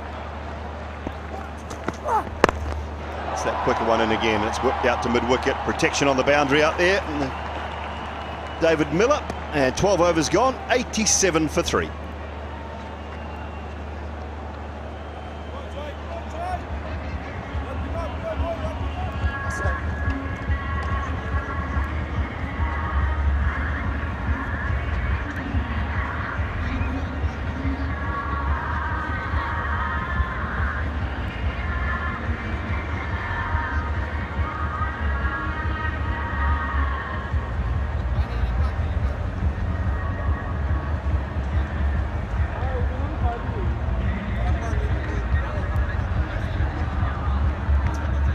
Gone, 87 for 3, run rate at 7.25. Now that last over certainly just checked things well for Pakistan, just give them a nice little spurt. That's what they want at this stage, of course. A couple of good overs in a row now, just to kick them into the last block of these 20 overs. South Africa will try and peg that one back again. Partnership of 39, Smuts. Ball, John. Ball, John. Loves just swiping on that onside as Rizwan. Takes him to 47 now, off 34. He will know the responsibility that he's got. Smuts has got to keep just firing a few in this over.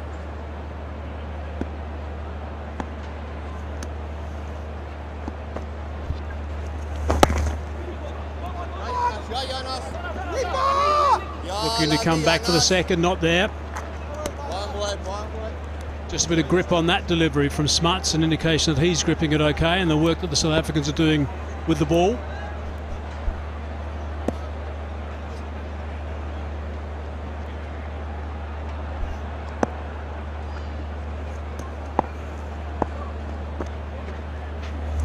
Ball, John. Smuts just can't err on that line. He's just got to make sure that it ends up hitting the stumps. Just changing his pace on that occasion, but Pakistan have responded well. They needed a partnership. Iftikhar's read the game well. So is Rizwan. Wow, John, lovely fella. That's really good work from Smuts. He's probably playing his bolts of the batting as well. Yeah, Chain well, out. he's a good solid player for South Africa. He's one of those guys that you want in your change room too.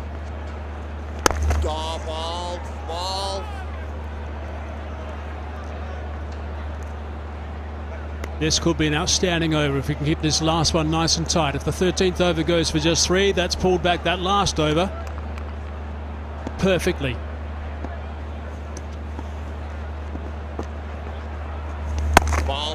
Outstanding. Well done, JJ Smuts. 3 from it, 90 for 3.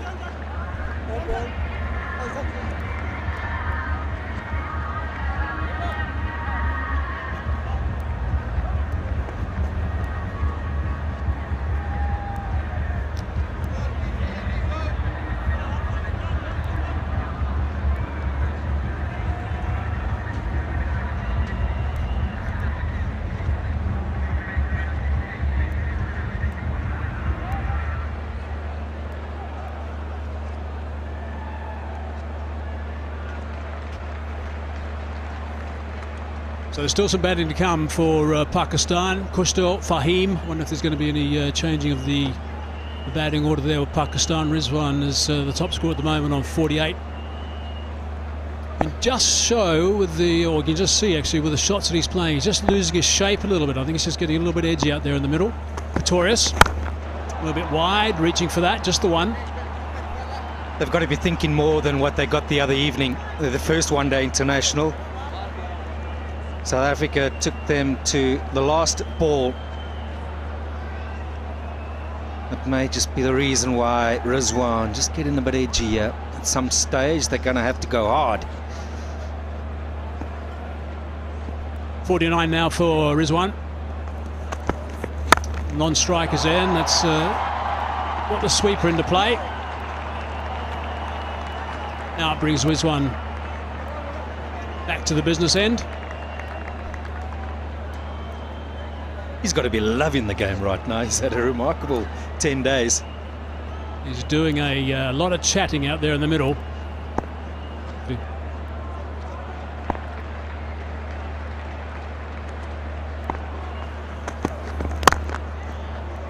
Down the ground, just the single, brings up 50. First Pakistan opener scored 3 50s in a row in T20 internationals too. Rizwan, well played.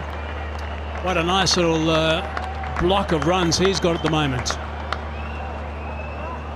They'll be hoping that he pushes on. 50 off at 39, and Pakistan at some stage will need a few big boundaries. Oh, that's high. Got underneath that. Who wants this one? This is not going to be easy to take in the fog. That is a blinder. David Miller, I think. It is an absolute blinder. Yep, number 10 on his back. Sensational stuff from Miller. That went a long, long way in the air, and he settled underneath that. He called it nice and loud so other guys knew, and he snaffled a beauty.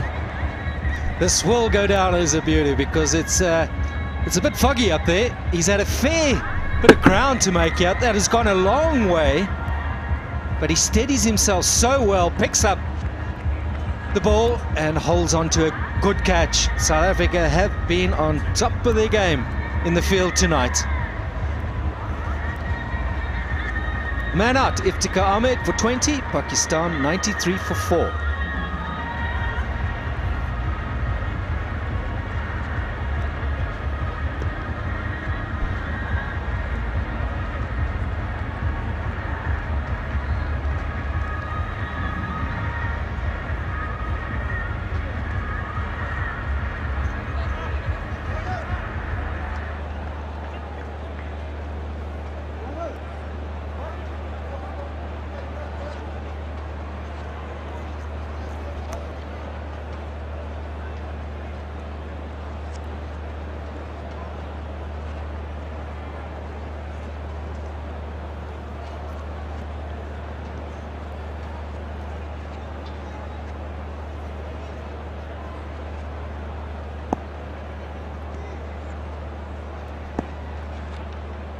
Kushal is the next man in. Bouncing down the ground is Rizwan. Almost taken out. Always keep your eye on the ball. saw a good spell from Smuts, and Pretorius is putting it together. A really good spell here. Picked up 2. And if his economy rate is to be good, it'll go down as a superb performance. Yeah, that wicket ball was a slower delivery, so that was clever. That's why it went so high, but magnificent support from David Miller. Really good over. So a nice little string of tight overs. That's what they need, South Africa. And they've picked up wickets at exactly the right time as well. They've chipped away at partnerships.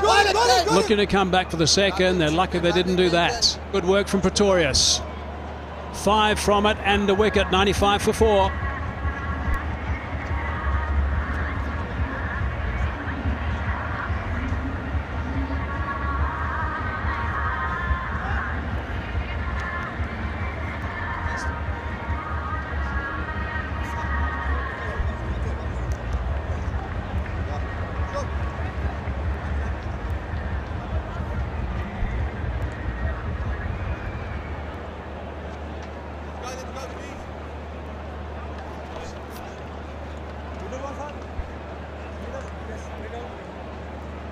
Six overs to go. Costilla's on strike. Now, one of the problems that South Africa's had is that these sort of overs has gone for 10 and over from here. But this is a different face of this game now. They've really done a very good job. It's been some clever bowling, some change of pace. There's been some certainly some swapping around from the captain to swing the bowlers. Shamsi now. Loves bowling to left-handers. Very good record against them. You mentioned there the bowling changes. No doubt South Africa have been smart tonight. They've looked to take the pace off the ball. And this went a fair distance. Watch Miller there. The way that he steadied himself there. So it really made it a good catch. Got to it, got underneath it, steadied himself. And that was a good catch. He had a fair bit of ground to make there. Right, pressure is building. 2 dot balls. He has just arrived, so it is not easy right now for him. Another look at that really good catch from Miller. Hendricks was near him as well, but he backed away for Miller to get in the right spot. So 2 dot balls to start this over from Shamsi. Let's make it 3. Really good work from Shamsi. Worked out perfectly for him with the lefty on strike. It's quite remarkable. His average to left-handers was twice as better than against right-handers. He just signalled he's expecting perhaps a sweep. Shamsi.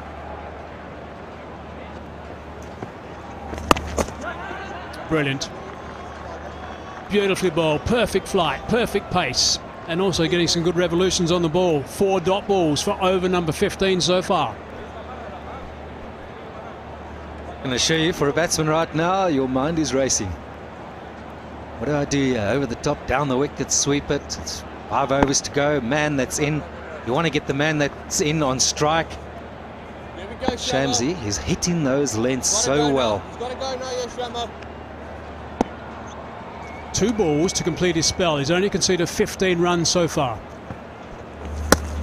Outstanding. Outstanding bowling from Shamsi.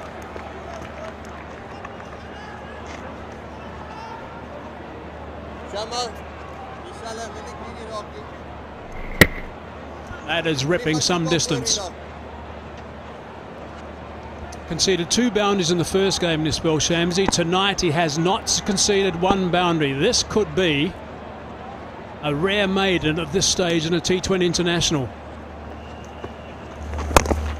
Beautifully bowled, flatter. Just concedes the 1. That is a magnificent spell. Outstanding spell from Shamsi. 4 overs, 1 for 16. Brilliant, 1 from it. 96 for 4 now.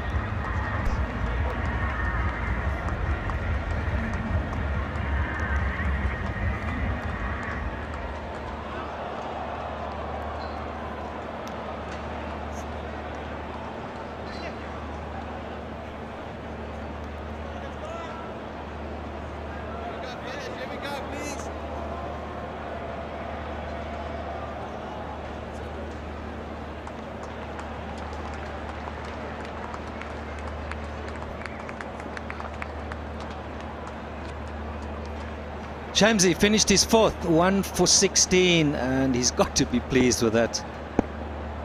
Great exhibition of controlled spin bowling.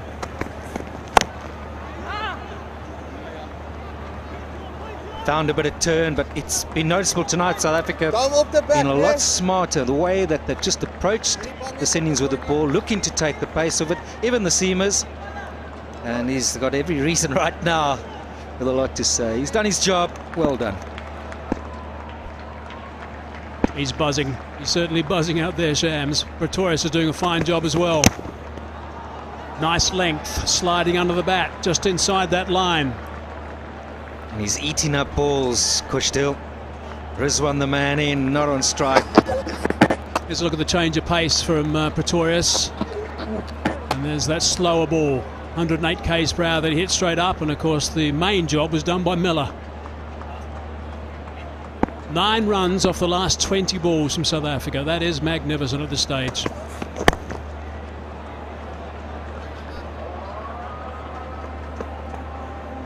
A lovely opportunity here for South Africa. They can just keep this squeeze going. Now we've got Rizwan on strike. Hasn't seen much of it, and could it mean that he looks to really adjust his game, try and pick up on 1 or 2 big boundaries here? Does he just look to keep going? Is the responsibility Kushdil's to really move things on? Solid enough connection, but he should be out. He is out. Patlakwayo was the man that hovered underneath that, so that is a very important wicket. Rizwan finally departs. South Africans are absolutely delighted with that dismissal. Just shows the value of a good few dot balls set up by Shamsi. Here again, Dwayne Pretorius finding that length, and Rizwan could not resist it. It's been a clean sheet for South Africa in the field this evening. They've got to be pretty delighted right now. Pakistan 97 for 5.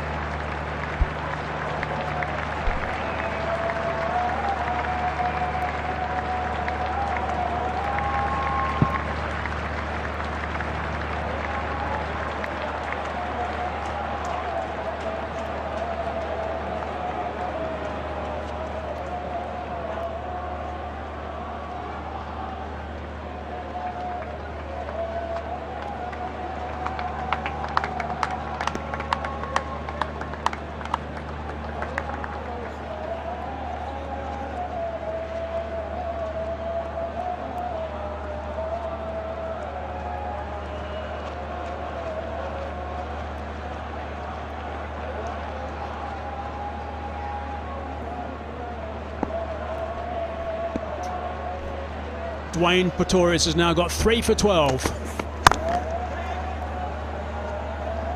That's just the second run off this over. Just picked up that huge wicket of Rizwan. If they go at 8 and over here, they just get the 130 mark. Another look at the wicket. Looking to go straight, pretty high up on the bat. That's probably why it didn't go all the way, but again, Patlakwayo settles himself beautifully, well taken.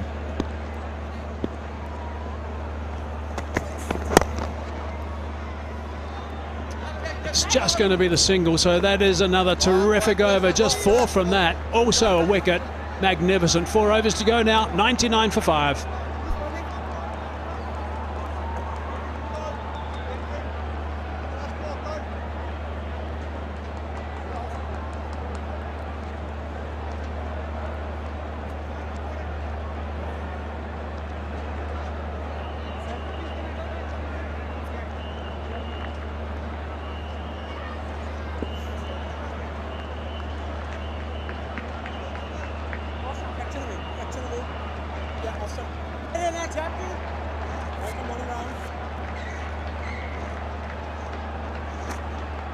Last 4 overs, just 12 runs. South Africa making things really difficult, awkward for Pakistan. Rizwan, he was playing a different game to the others, but he's gone as well. So it's down to Kushdil, Fahim, Nawaz to come to make sure that they go at least 10 and over. 4 overs remaining. Patlakwayo back in the attack.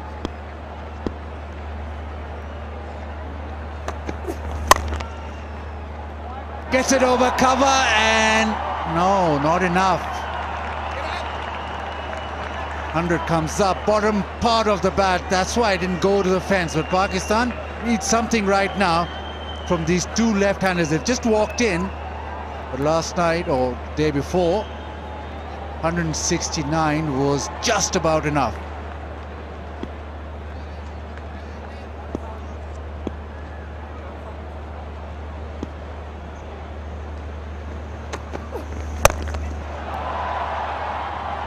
Slow one, no timing on that. You're looking at least at 150 with the dew and all that. Yeah, pace-off's been the key, hasn't it, for South Africa so far? It seems to have caused the most issues. You just saw that lack of timing there from Fahim. New to the crease, little cutters.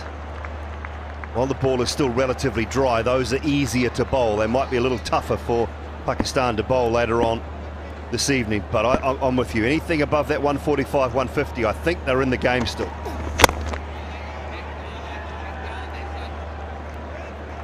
It's so unforgiving, his T20, especially for a batsman who walks in. Now Khushdil has just played 12 balls, scored 5, but all eyes on him, because at the back end you can't relax and have your tea and sit back. You need to get going straight away. Yeah, 5 from 12 at this stage of the innings is, it's not ideal, it's terrible, it's not good enough. And again, pace off. They'll want to scamper back, but South Africa sharp in the field. Pace off, working yet again. So he can increase that strike rate, cannot catch up on those balls that are gone though, that's the issue. Look to increase his strike rate a little bit at the back end, I'm sure. Trouble is now, if he gets out, it's a really poor innings. So has he got the ability to put all that behind him and just take the risks that are necessary? Into the leg side. Just be a single. So all the deliveries now which don't go to the fence are a result for South Africa. Yeah, you know what, Baz, too, the one thing that is always in your control as a unit, even though they're inexperienced and some haven't had a lot of international cricket at all, is fielding. And South Africa have been brilliant tonight in the field. So you're always in control of your fielding and your performance in the field. They've turned up tonight and they've been electric in the field so far.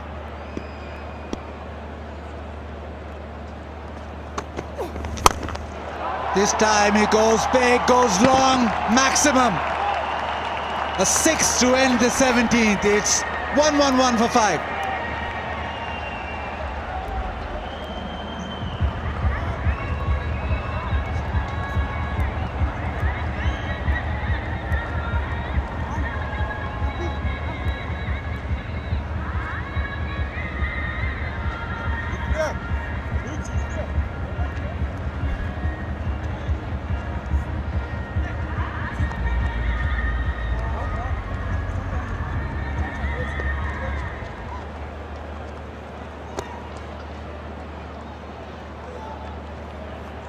The 6th of the very last ball helped that over to become a big one. It was 12 off.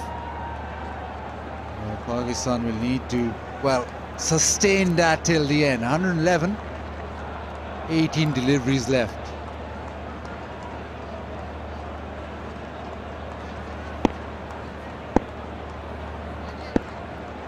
Simon Dool with his feet in the air. Nelson. Simpamla, nice bowling into the track.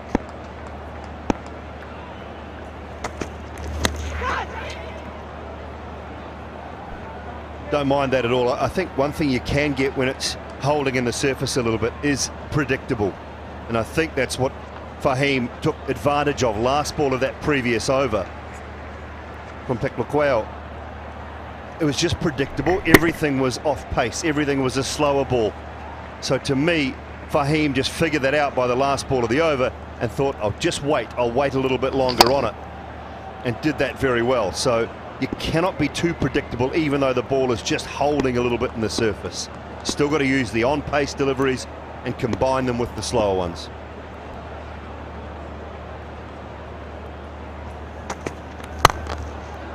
Full toss, gets it over cover, another boundary for Fahim. Superb. Waiting, hanging back, just using the angle of that wide delivery and over the man at cover. Really good from Fahim. I made sure that he placed it well over the man in the infield. Once you get it over the man in the infield, boundary rider has no chance. He's in form with the bat. Test series, at a good test series, and it's showing. Change in the field. Goff just brought a little straighter. Third man in the circle.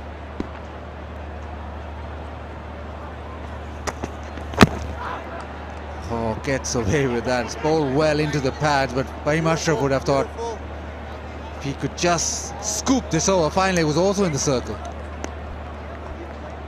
Well, I think he's outdone Fahim there, because that field set, the third man the fine leg coming up inside the circle. Fahim thought there's no way he can bowl at leg stump here. And he's just jammed a Yorker in at leg stump. Prediction 142. Will that be enough? Don't know. Still looking at that 150 mark. They have to be. Only one really good over away from it, an 18-20 over.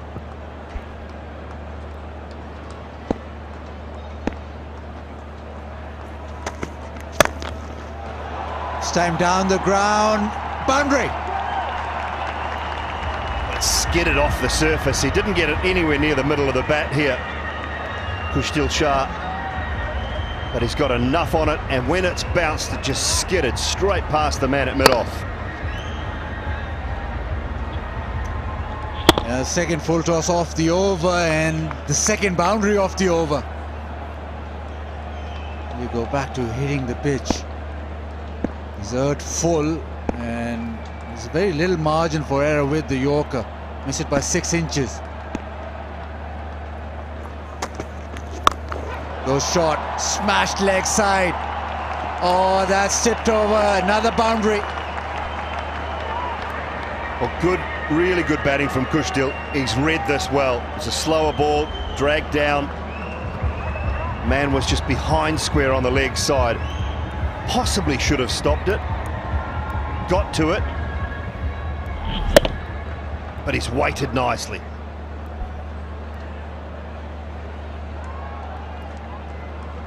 And suddenly now, 14 of this over, 12 off the last, with still a delivery to go. So Pakistan have upped the ante. These two left-handers finding their range. Now another change in the field. Change personnel, really. Short third man. Where does he go now? Does he go full again?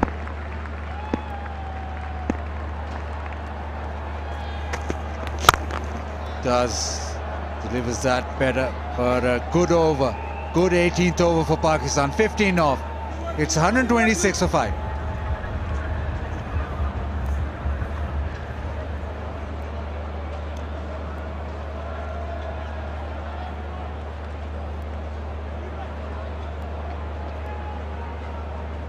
Let's go, boys. Successful.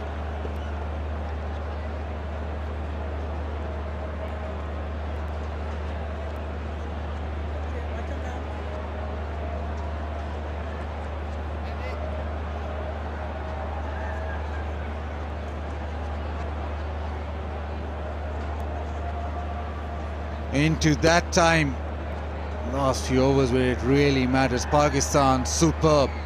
South Africa, well, they struggle.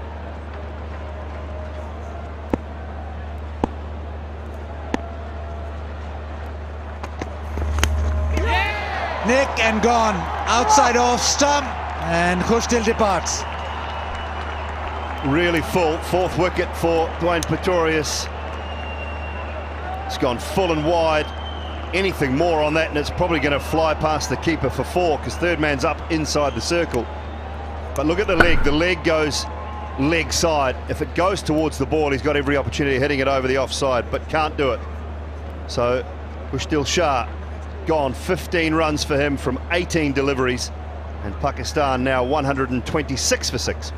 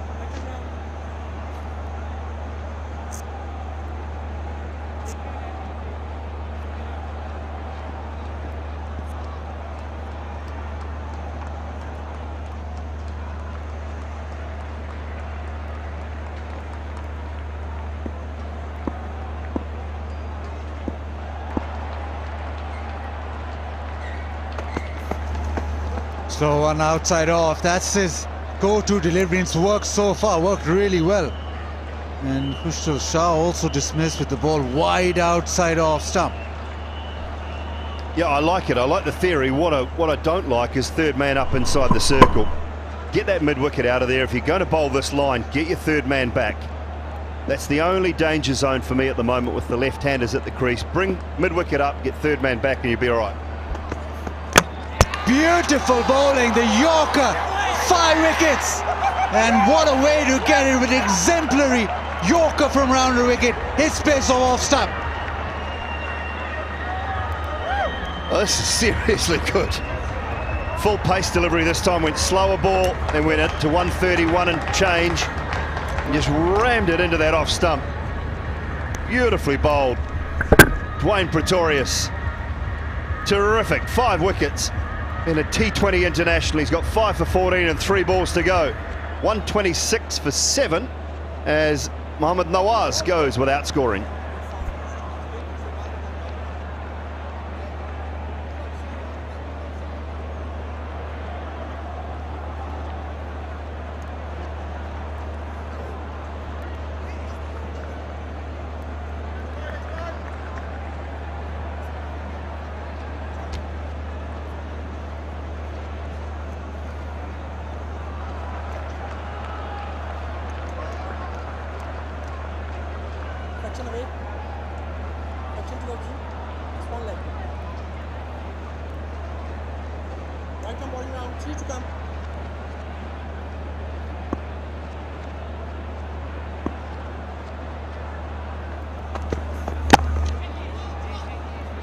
This is some bowling effort from Pretorius. He's been brilliant with those slow ones, but he gets his 5th wicket with a Yorker that Pakistan bowling coach would have been proud of. Yeah, spot on, a little bit of angle in and straight into the base of off stump. Best figures for a South African in T20 cricket. 5 for 19 by Ryan McLaren in 2010 against the Windies.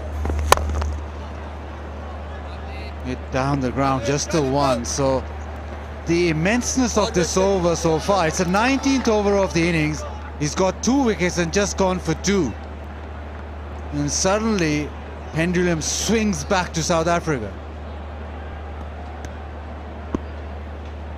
Yeah, absolutely superb. Can he finish it off well, or can Usman find a boundary? It's a free hit for him. He's got to leave the other man on strike. Turns it into the leg side. They want to. Usman says no. So not a great result for Pakistan. End of 19, 129 for 7.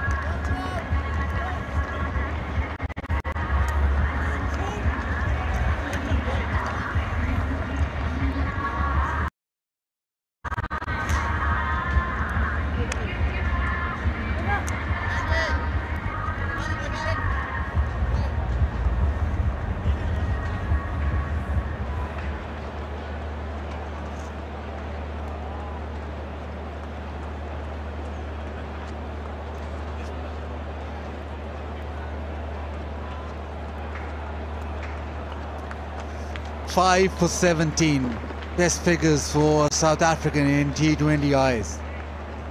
He beats Ryan McLaren 5 for 19. So it's been, what, It's been some bowling effort by Pretorius. Last over of the game, and it's Petliquire.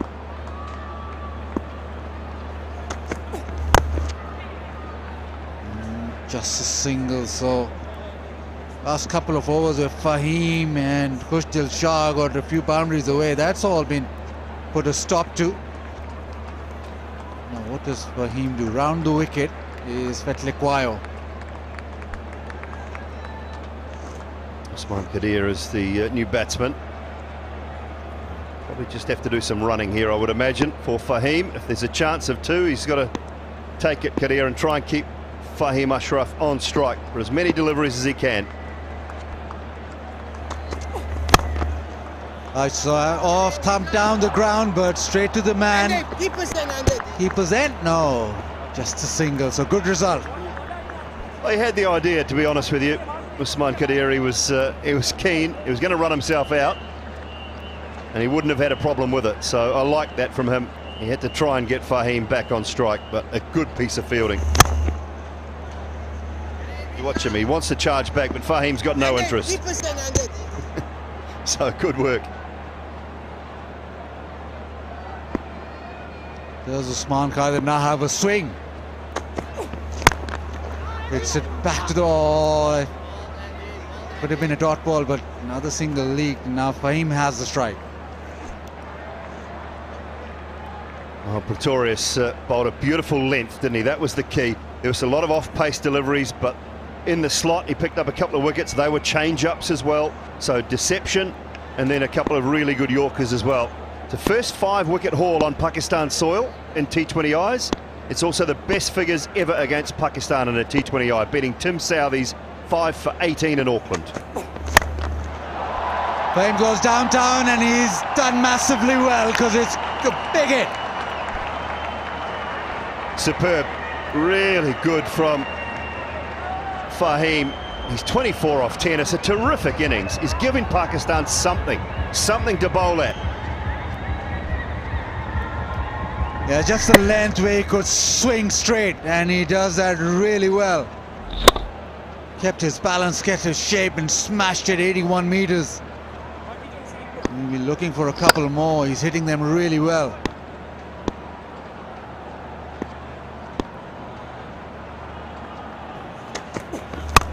Full toss, stoppage.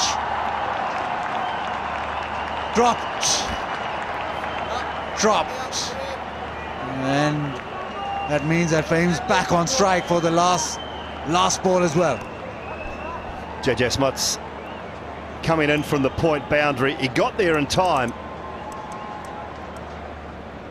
It was a very wide full toss. Did well to reach it actually, Fahim, so got there in plenty of time. JJ Smuts, but it just got the tip of the fingers. First blemish, you'd say, for South Africa, as far as the catching is concerned.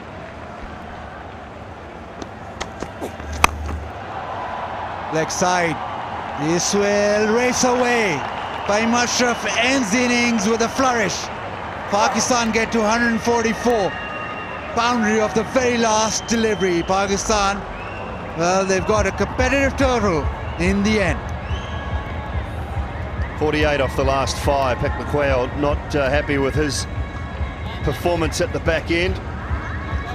1 for 31 from 3. But look, it's competitive, I think, Buzz. 144. It's not where Pakistan would want to be. I think South Africa will walk into the changing rooms the happier team, but it's competitive. A couple of wickets early, a bit of pressure, bring the spinners into the game.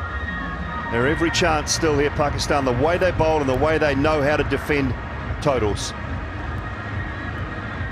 Man on screen, well, he's pegged Pakistan back big time. It's a performance of note.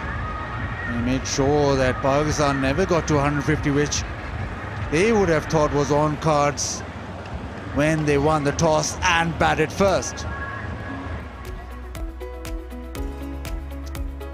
Well, it was that man, Mohammad Rizwan, yet again, who led the charge, 51 or 41, but not much else until Fahim Ashraf with a spectacular cameo, 30 of 12. And with him in the final overs meant that Pakistan completed their 20, 144 for 7. Bowling figures and 6 used for South Africa. JJ Smuts up the top with the new ball, bit of left arm spin, bowled 4 tidy overs for 20. Pretorius was outstanding. Steerman, a couple of expensive overs for him. Zapamla, 3 overs, none for 29. Paklakweo, well, the last over went for 15 and ended up 1 for 31. And Shamsi, absolutely brilliant. 4 overs, 1 for 16 for the left arm wrist spinner.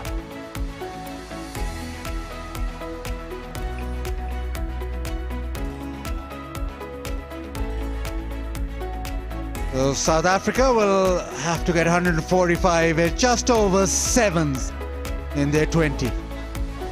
Right, man of the moment, sideline for us now, Dwayne Pretorius. Dwayne, Simon Dool up here, 5 for 17, the best figures by a South African in T20 cricket. How does that make you feel?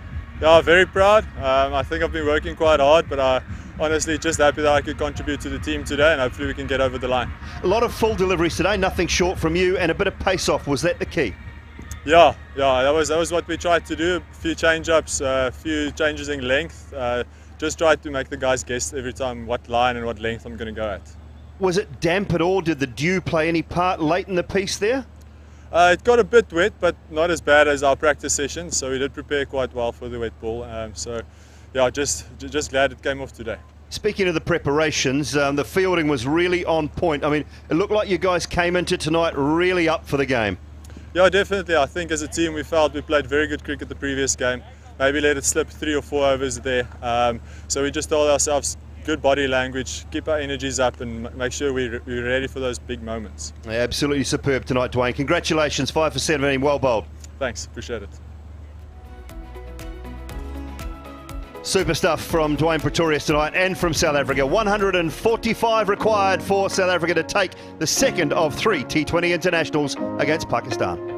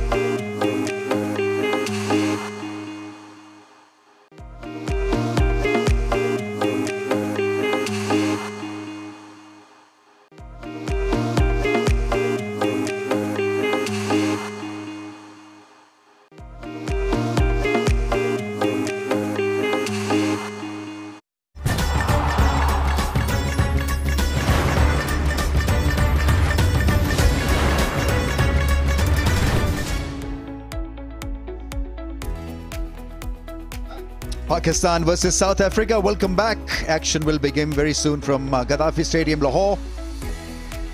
145 to win for South Africa in 120 balls, and they richly deserve this position, because they bowled splendidly. Thanks to Fahim, he bucked the downslide to a certain degree with a quick-fire 30 of 12. Otherwise, it could have been a lot worse for Pakistan. They got out of a tough situation courtesy of Fahim's aggression. 144 for 7. But the man of the moment was Pretorius. He was absolutely outstanding with his line direction and execution. Daryl. Quain Pretorius, the big fish. Babar Azam, the first to go. And this went a long way. David Miller will appear shortly to take a brilliant catch. And you can just see his reaction, what that meant to him and how tough that was. Pretorius just relied on that excellent line and length and change of pace, and well taken. That was Rizwan. He had a quiet little period, went for the big one, and this was followed up pretty soon afterwards. A little nick, good catch by Klaasen, and the very same over, full and straight. And that just completed the best performance by a South African in this format. Yeah, blew away the top order. That was the other thing that he did so well. Pretorius 5 for 17. Incredible figures in T20 terms. 144 for the loss of 7. Pakistan have got runs on the board, but have they got enough runs? That is going to be the real question. South Africa will be in the hunt. They need 145 of 20 overs. That's slightly over 7 RPO.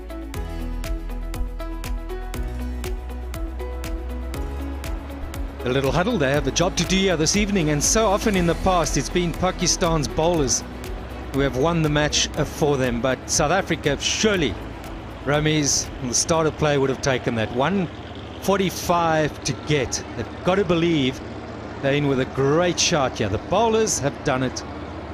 Can they put it together and chase down this 145 needed to win? But somehow I don't think it's going to be quite that easy.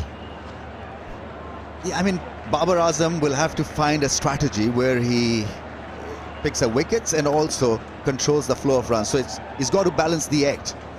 If he had a 170 to defend, it could have been a lot easier and straightforward and simple. Just block the flow of runs and wickets will happen. But here, it's a doable job. So one, maybe 2 decent partnerships can win them this contest. And so they need to get off to a good start. The first 6 overs are going to be key. The fair point you make about Babar Azam and his bowlers. This is a quick format. You don't have time to just take a break, discuss what they're doing. So you have to be on the same page. Often a fielder up, we should have been back, and the bowler gets his line wrong, and the captain hasn't quite communicated. You haven't quite communicated what your thinking is. So it's a good test of his captaincy and how well he controls his fielders, his bowlers, and what the intention is. So my game plan with the ball would be the following. Unleash a lot of spin option. Because in the last game, they did not play spin that brightly. So you have your Nawaz and you have your Usman Qadir, but get Khushadil Shah involved as well. He's a left-arm spinner. A couple of overs to Iftikhar really will not hurt your case that much. So got to just open up a little to the spin options. 7.25 run rate required to win this. Yanaman Malan, he got a really good little 50 in the first T20I. Good strike of the ball. That's a good strike rate, a best of 44. And that was the first T20 international. So it wasn't a 50, but he's up against quality fast bowler here in Afridi. Lucky, but earns him a 4. He can be quick and awkward, Shaheen Shah Afridi, with that in-swinging angle, and so a lucky boundary, but this will happen. You bowl a good ball in T20 and it may not earn you the desired effect or result. Just got to be aware of that ability that Afridi has of bringing the ball back into the right-hander.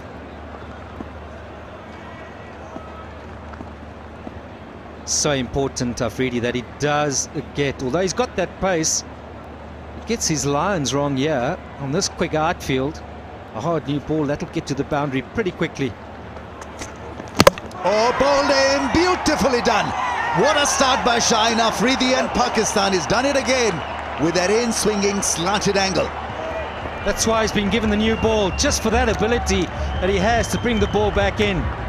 That first ball, there were signs that there may just be a problem for Milan when it comes back into him off the pad. He might count himself as a little bit unlucky, but they all count at the end of the day, so this is exactly what Pakistan would have wanted.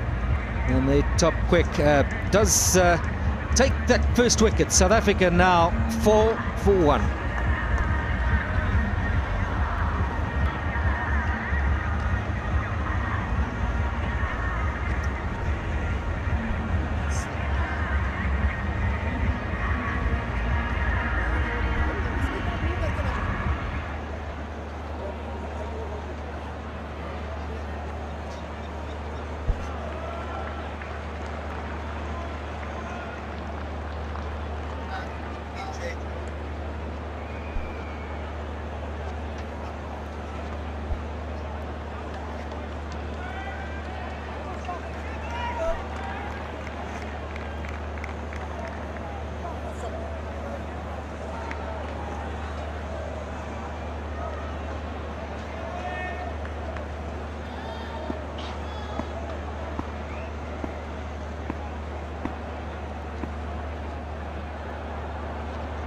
John Smuts is facing up to the challenge of Shaheen Afridi. It's not going to be easy.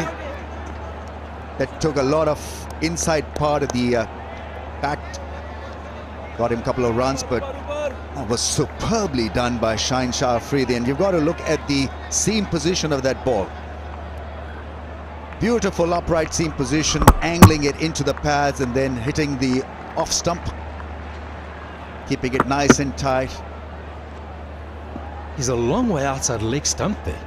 That is the wicket ball, the one that comes back into you. He finds himself right away outside leg stump. Nicely struck. You've got to just look out for that in-swinging angle. He's not going to give you width by bowling that natural angle. So if you look at that, he was more on middle, two-leg even middle stump. That's off the pad, probably gone down to fine leg for 1.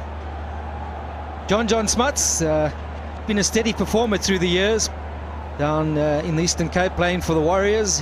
He's a good striker of the ball. That's his T20 international career record, but at first class level he's won a few games for his team.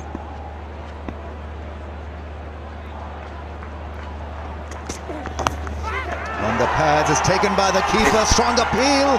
Umpire is unmoved. Not the most convincing call by the players as such. They went up sort of half-heartedly, but Babar Azam asking the question. Keeper.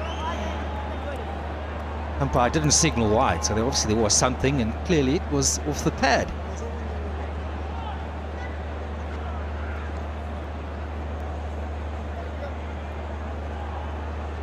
Just misfiring it down the leg side. Once again, that seam tilted towards the stumps.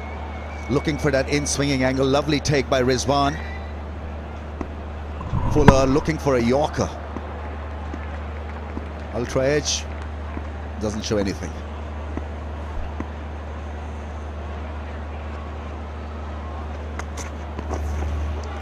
Lovely angle, this time away towards the slip cordon.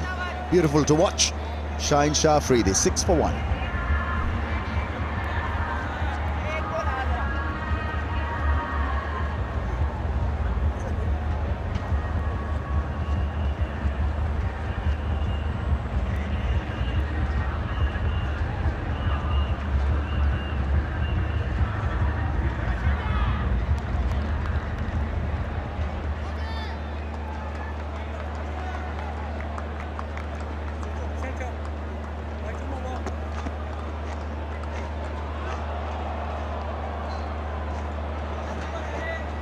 They need a good start here, South Africa. Miller needs to click as well. He's got experience and the firepower to take the game away from any opposition on the day. Haris Rauf is very different to Shine Shah Afridi. He's slippery. Reza Hendricks is on strike. 550s, best of 74.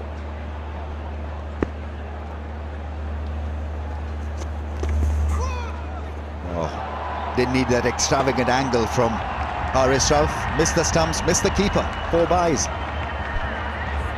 This is what Pakistan can't afford. You saw in the first one-day T20 International, the moment both teams quicker bowlers, when they were off their lines, to find a way to the boundary. Off the pad, and no one's going to stop that.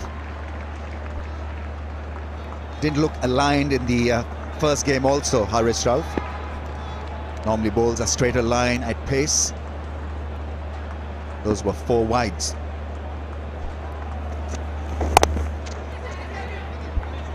Good single. Very good running between the wickets. Played it with soft hands, as they say, and ran briskly. Hendricks off the mark. Now this sort of situation is probably tailor-made for him, where he does look to get himself in. Very composed player. Not too much will phase him out there. He likes to build in innings. So South Africa, no doubt, will look to him to keep this all together. But they'll need to get through this new ball. They'll need to get through Afridi. Certainly another over.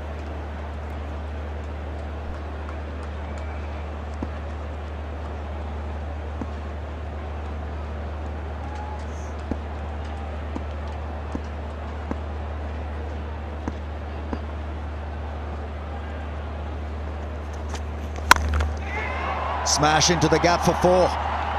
It was aerial, but it was into the gap, and so no problem whatsoever. Haris Rauf been put under a little bit of duress. This illustrating again when you bowl with a bit of width here. And this is the way Smuts plays. He's not one to look to play it drop and run. If it's up there, he's looking to play his shots. Try to hit that board. Service hit and win, 500 US. No hit yet so far. Couple of tests, and now into the second T20 game.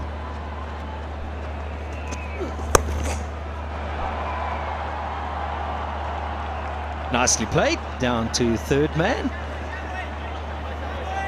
What little I've seen of Haris Rauf, he's at his best when he's pitching the ball up. Targeting the stumps, he can clock 145, 148 clicks. Can surprise the batsman with extra bit of zip. But the moment he tries to hit the length, he can go a bit wider off the target.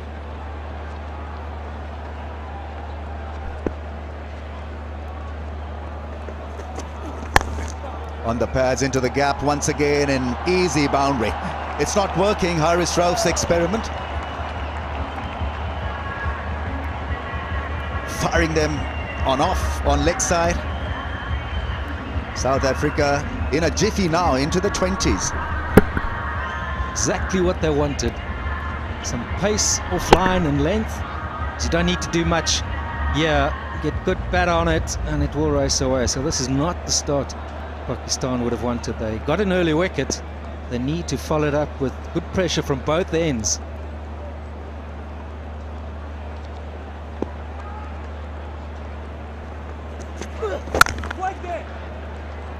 Problem is that if he loses a bit of pace and steam to get the length right, it's not going to work, because his USP is pace up front from close to the stumps. That Yorker length, that fuller length. Might just hasten Babar Azam's thinking of getting some spin on. Called it rummies, and quite frankly, quite surprised that they didn't go with that option. He opened with Nawaz in the first game. And it's 1 down for 21.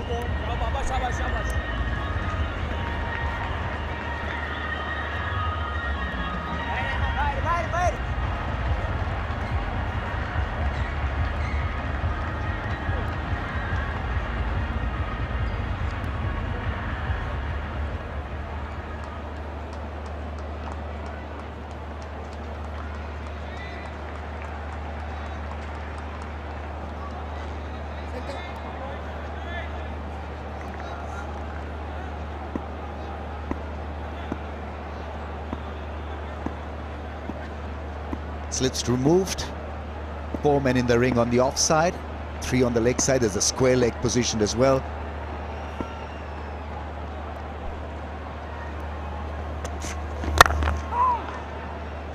Can't help thinking he's got to have a slip. Tall man, he has the ability to take the ball across the right-hander. He's got a very good record against right-handers. Situation, you're defending 144. Surely there's a bit of bounce, a bit of carry. Got to be thinking that something can go to hand.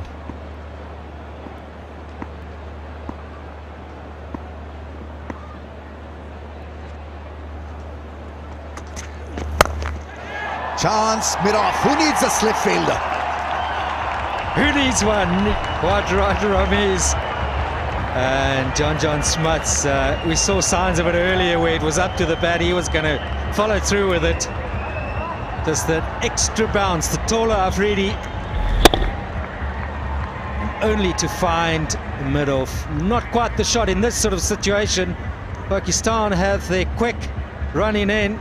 Perhaps he would have been better off to seen getting through this over, particularly with the start South Africa have had. Smuts gone for 7. It's 21 for 2.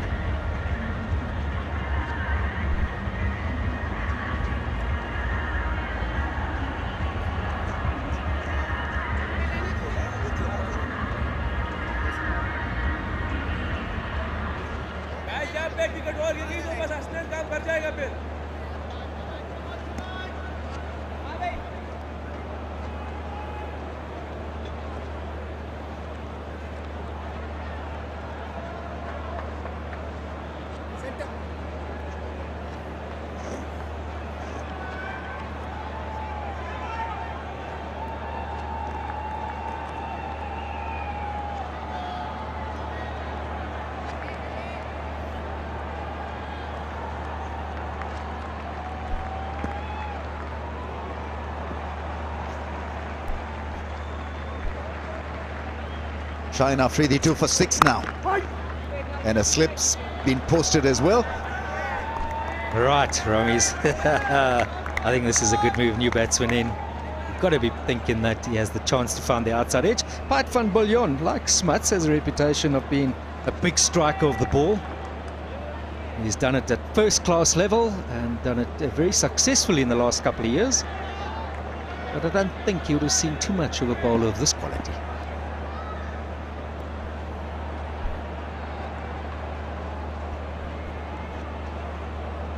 Slips out.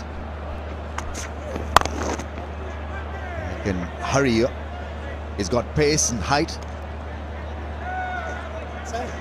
I think there wasn't need for this after playing Haris Rauf so well, getting 15 runs of his over, and then to get out straight away.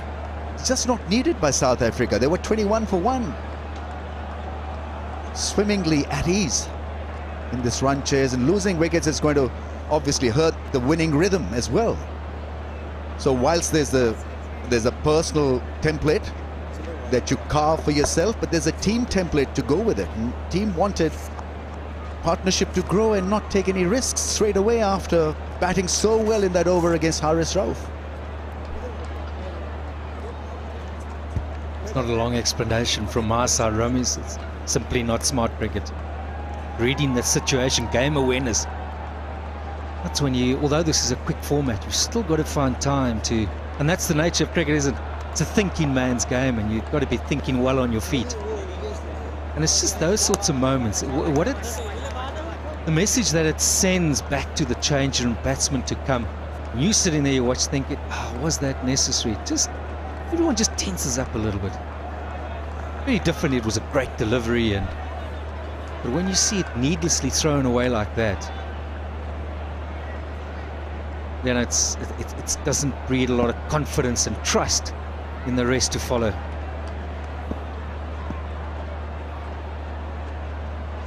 He's never bowled a maiden in his T20 career so far, Shaheen Afridi. So 5 dots so far. He's a very impressive bowler. That was the one that came in, and Milan well outside leg stump. Look where he's standing, showing excellent variation and quality. A back and across. He's a star performer.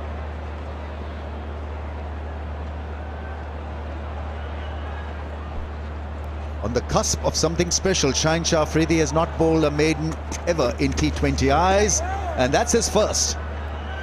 It's a wicket maiden, 21 for the loss of 2.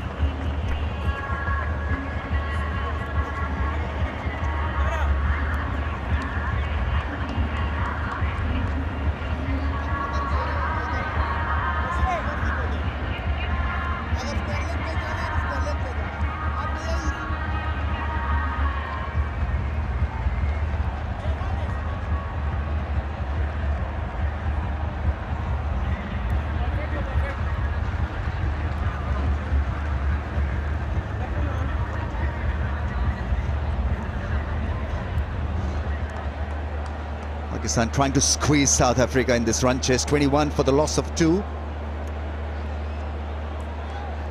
124 more needed by South Africa of 102. Mohammad Nawaz is going to pose a little bit of challenge here. He bowled superbly in the first T20I. Most important thing to watch here for, will he turn it? If he does, I think it's going to be tough. It's not going to be that easy because it's just holding up a little bit.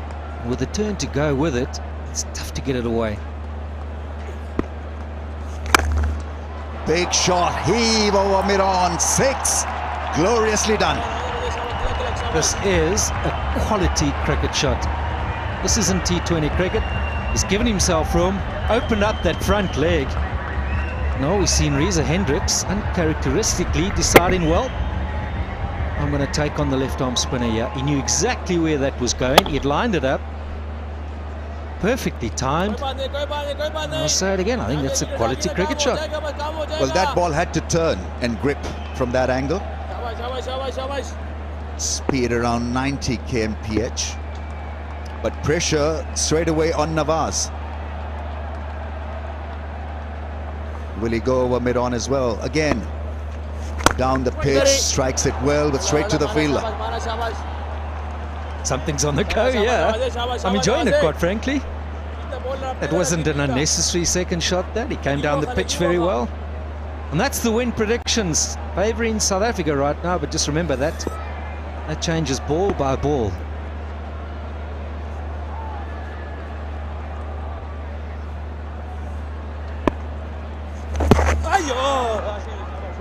It was often thought of Reza Hendricks, is that he's perhaps a slow starter. And the strike rate for an open, if you look at the very best in world cricket, was striking as open as above 130, and he's in that 110, 115 mark. But perhaps it's just been a thought of his that I've got to at times look to just get that extra boundary, because he deserves to be there. He's a quality cricketer. It's just part of his learning process. Only played 26 games.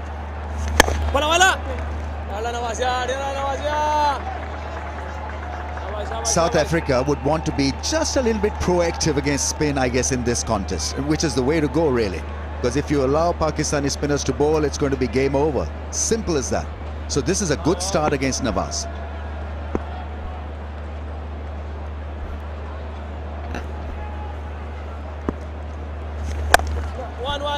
I'm thrilled you say that, Ramis.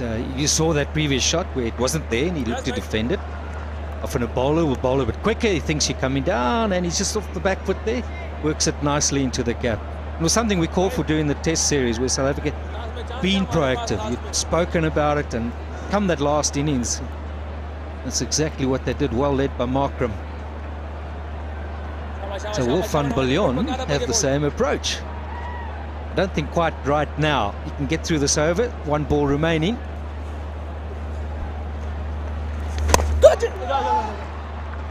Nicely bowled, slow in pace on this occasion, and South Africa 2 down for 28 after 4.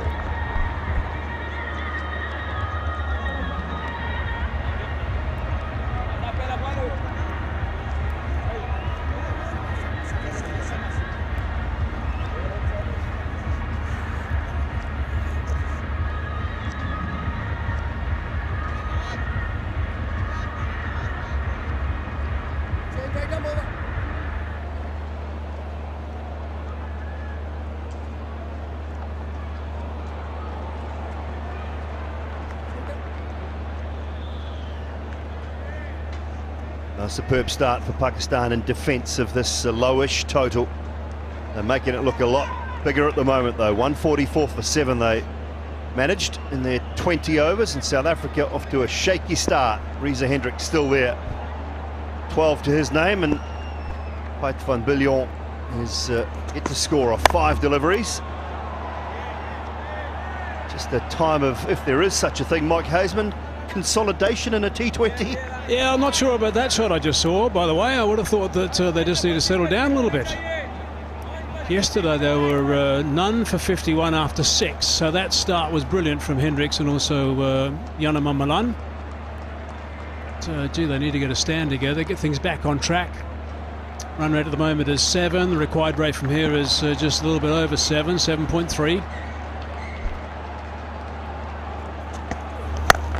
Oh, that'll help. That will help. Right out of the middle of the bat and all the way. Lovely strike. Yeah, that's what you got to do, actually. I mean, that wasn't a very good delivery, so you got to wait for those balls to come. They both looked like they enjoyed that. Sliding in towards the pads, pick it up, and just whip it away out of the middle. A strong Pait van Biljon got that away nicely.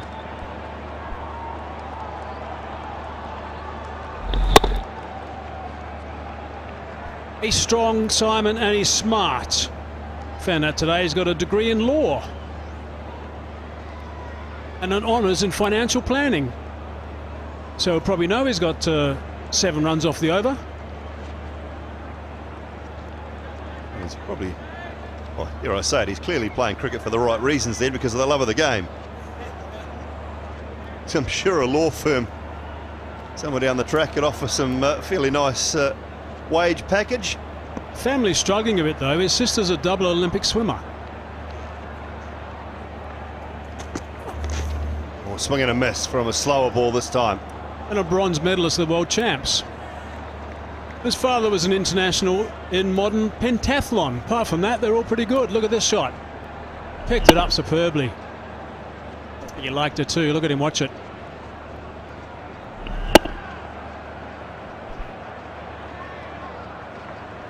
Sounded good, didn't it?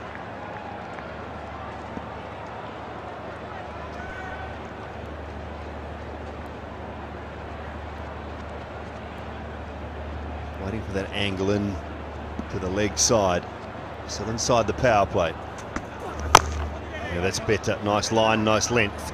Tough to get that away. A little bit wider too from Fahim. He's been a really good performer for Pakistan of late. His batting was really good in the Test series, did a terrific job with the ball as well. Bowled some long spells, helped some of the quicker bowlers just rest up while he did some of the hard yards for his captain.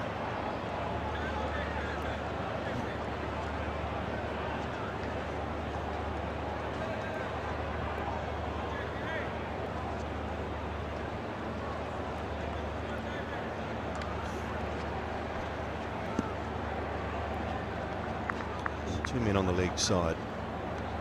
Square leg and mid-wicket. Another slower ball. They want one, won't take it. Won't take it. Hendricks not interested. So this comeback now is really good. So 1 off the first, put Van Biljon on strike, pump the next ball for 6 and 3 dot balls. So 7 off now with 1 ball to go.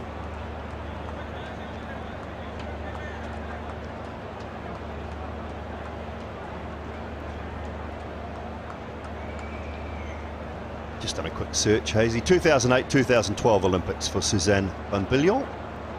Brilliant. And the modern pentathlon, what do you got for that? Beijing and London, those 2 Olympics. 5 overs gone, 35 for 2.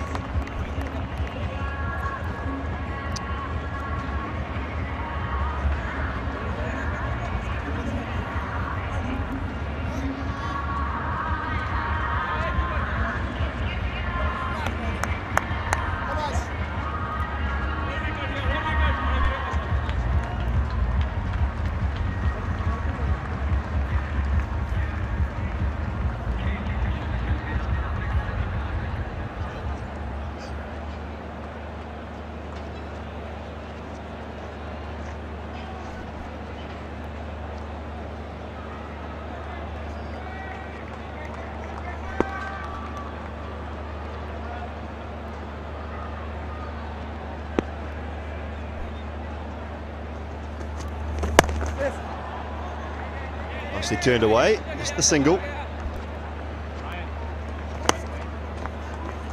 Just a quick look at Dwayne Pretorius. Just have a look at this, Simon. He's worked really hard of late and rewarded, of course, tonight with this braced front leg. He used to collapse his front leg.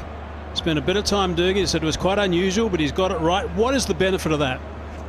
Well, a couple of benefits in particular. Much better on the body, particularly on the lower half, so that the groin, the back, nowhere near as much stress when you don't bend that front leg a lot. You're not getting around it as much, so a lot less stress for a start. Next thing is you're using every bit of height you've got. Pretorius is a tall man, he's about 6'3". So then he's actually starting to use the height and getting bounced. So at 130 Ks, 135 Ks, which is very similar to what I bowled basically, you can actually get a bit more bounce. So that's one of the keys. You're bowling right over top of your front foot. You're not bowling from a long way behind it. So therefore there's a lot less stress on your body and you're using every bit of your height and bounce that you can get. So they're really key things for Pretorius. Brilliant tonight. I reckon he was just asked as well. He's just telling his partner alongside him a bit of that also. Terrific bowling. It swung back with a square. Might be 4 it is, all the way. So a couple of boundaries in the last couple of overs without doing anything too silly, which is what the South Africans, I guess, need to do.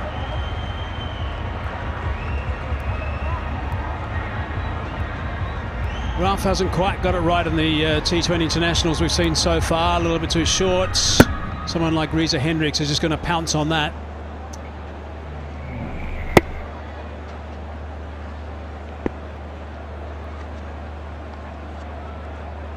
It's an action that when it's not quite right, Harris Ralph, he'll have some issues. When it clicks, it got really good pace. It's just, it can be a little bit out of sync because it's quite jerky. It can be a little bit out of sync and then it just sort of floats out sometimes. Then you get the odd one right and bowled at 145 Ks. Yeah, that was sharp, that last one. He burst on the scene in the BBO and he was nudging that 150 mark when he first started playing. Strong lad. He's there to take wickets and that's what he likes doing and that's what he has done in T20 International, or T20 franchise cricket, I should say.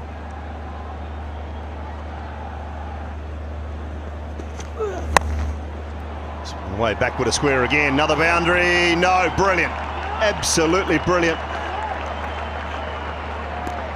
Haider Ali it is, down on the boundary at deep backward square. What a good job he's done there.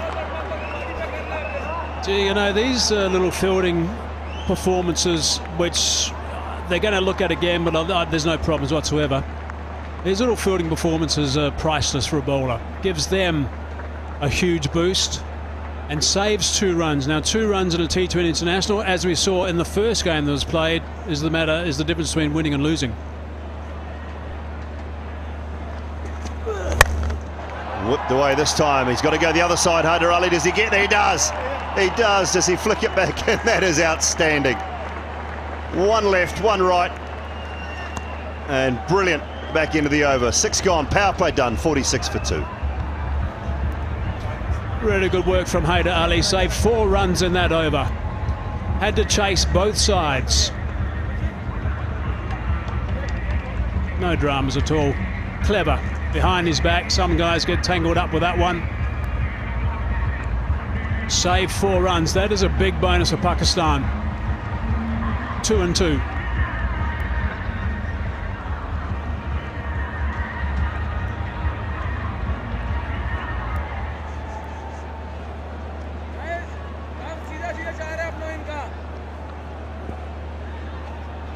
It's locked away, power play is done. Pakistan's power play was 46 for 2. South Africa's power play, 46 for 2. Straight away, spin. How good was this Mankadir the other night? So good. The wrong end going. The leg spinner. We saw some turn for Tabraiz Shamsi. I expect we'll see some tonight for Usman. Shamsi was magnificent. You can see his eyes were popping out of his head too, Shamsi. He was so plugged in. 1 for 16 off 4. And this is where South Africa lost a little bit in game 1.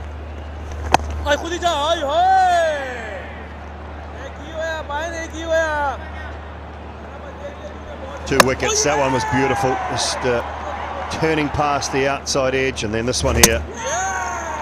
Sadly for Snyman, he said it in the build-up, been better off trying to read Braille than the leg spinner. I actually read in the report after the game that Rizwan said in Urdu just before that ball that he can't pick anything. And very next ball was a big wrong and disturbed that furniture. But that'll be a bit of a learning curve. So great to see the variation and the confidence to bowl it. Start. 3 dots to get things underway. The run rate's not out of the question at all, and it's not likely to get out of the question in the next 5-6 overs, even with a couple of tight overs. Also got to remember that Pakistan went at 10-0 for the last 4 overs. That's how they played catch up at the end.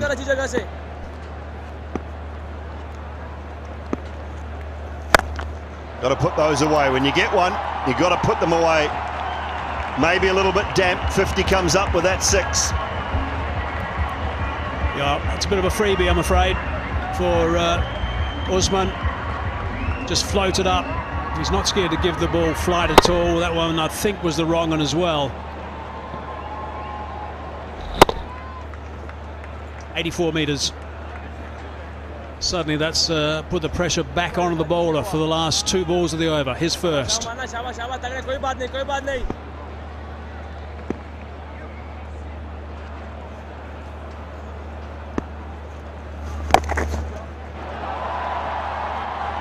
The one.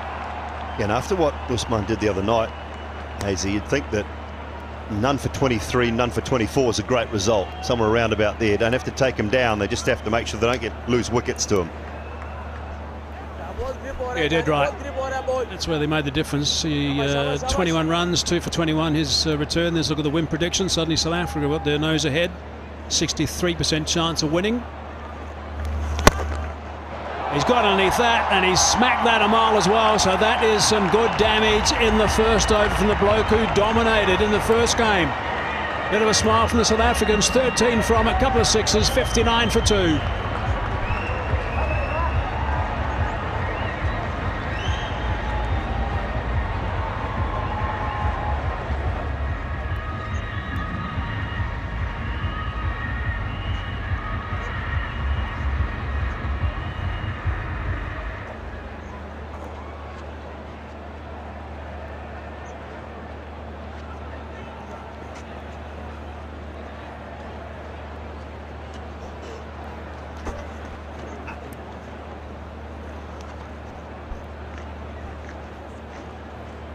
Guys, 59 for 2. Good over the previous one. First from Usman. Went to 13. That last 6. The first one was 80 metres. That one had to be 95. You just see with that worm as well, with the uptick from the South African worm, that's where Pakistan lost another wicket. So more breaks. What South Africa did, also those worms, you can see the knots in the worm with the Pakistan innings. They picked up wickets at exactly the right times. Here's that big hit. He knew it straight away. Head down, 91. Really good strike from Van Biljon.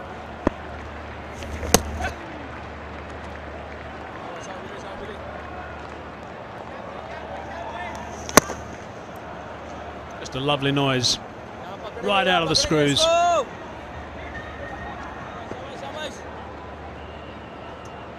Funny how the game can turn in the space of 2 days, isn't it? Yeah, that's going to make quite a difference, the 2 6s in the first over. See how he comes back in the second over, see what changes he makes, what tactics he adopts. Perhaps a little bit flatter. Well, 6s wise, it was 11 for Pakistan the other night in their innings. The first game, they hit 3 only tonight, and South Africa have already hit 4. Yeah, there was 7 for Rizwan. He scored over 60% of the runs.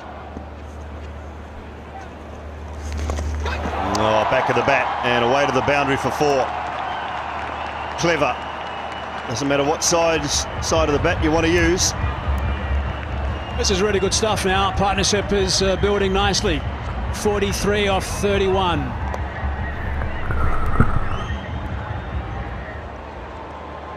No need to flick it around. Just run it off the hump.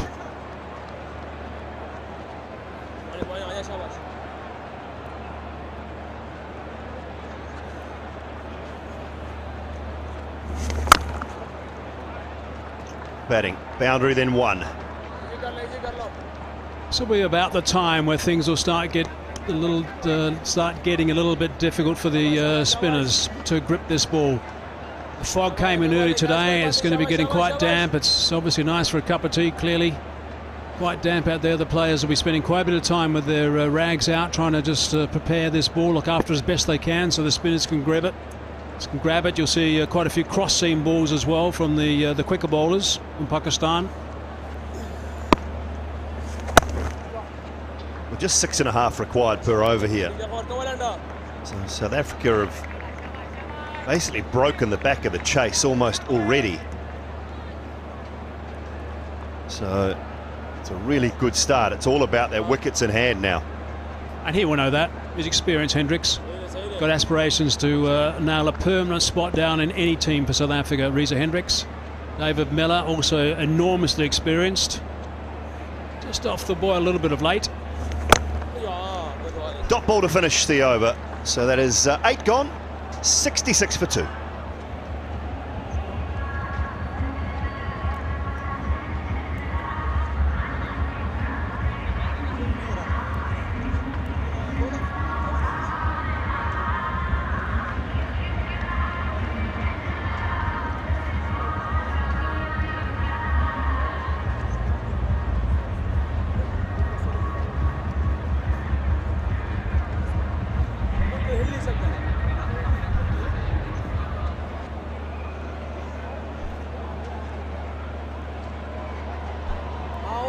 Well, this is excellent stuff from South Africa. They were a little timid against spin the other night. Not tonight. Partnership flourishing, 45. Look to be on course here. 79 of 72. Pakistan need massive strikes.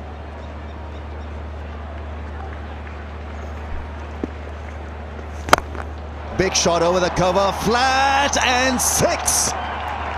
Well, in cricketing terms, it's called a skimmer. Shot of the game for me. It's gone over extra. 50 partnership as well, but slightly too full by Usman Khader. But have a look at this. Over extra, and it's just gone flat and all the way. That is some hit.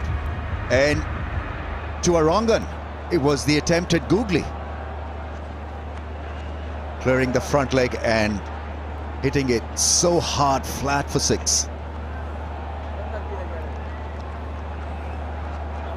Turning out to be a great innings from Reza Hendricks, 34 of 22.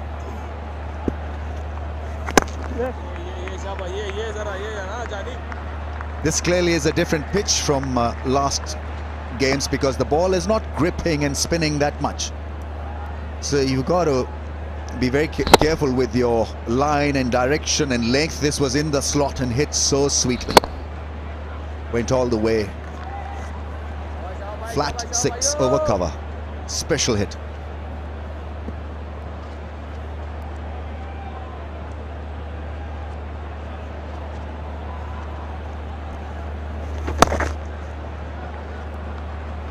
Rangan read well and misfield because the elements.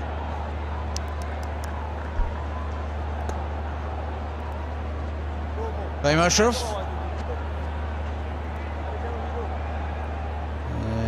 Yeah, just didn't get the foot on the ground and just slid over.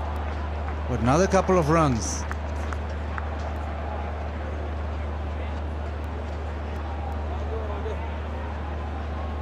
It's down to almost run a ball, so this constant attack from South Africa. Gone, stumped. Breakthrough that Pakistan needed desperately. It's been provided by Usman Khader. holding his nerve, and what a great comeback this is. Can Pakistan make something out of this? They're looking at the front foot, they're looking at the no ball possibility. Van Villian is being asked to hang in there.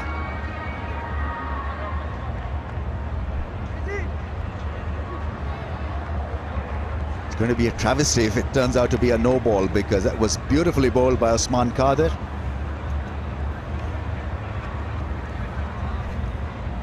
No one has yet bowled a no ball in this T20 series.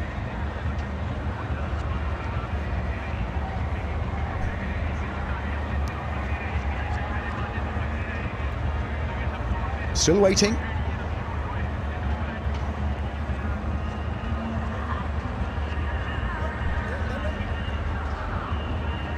Sadly, it's a no ball and it's a free hit.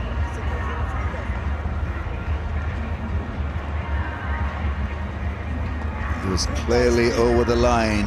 His toe was touching when that heel was over the line, so unfortunately it's going to be a free hit. Bowled extremely well to get rid of the batsman, shortened the length. It had a bit of spin on it as well. Nicely stumped, but all to no avail. Free hit is on offer. The boundaries that have been hit off Osman have been to full deliveries. I reckon it's about the length. Once he gets his length right, it is difficult. But right now, a free swing of the bat. Rizwan's just disappeared off the field.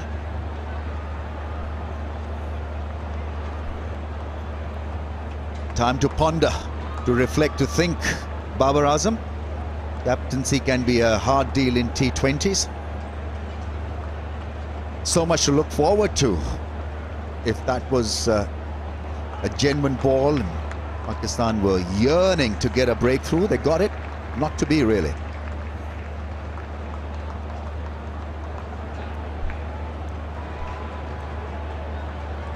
Looking glorious under lights, Gaddafi Stadium, Lahore. Not as foggy as it was a couple of days back, but light still not 100%.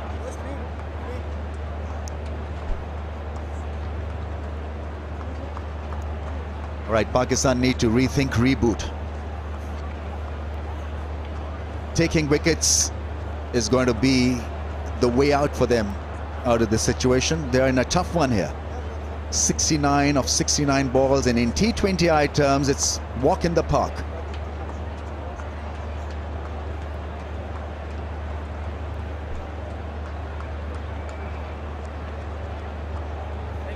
And with the trump card going for 23 of just 1.3, and now with the free hit, well, no wonder Babar Azam is shaking his head.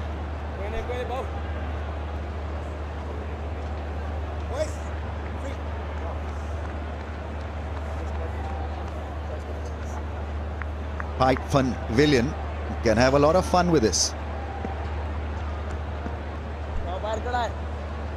There we go then. It's going to be a massive strike. I think away towards the... Oh, it's a wide one. And it's not a wide. It's gotten away with it. I was thinking more of a mid-wicket hoik.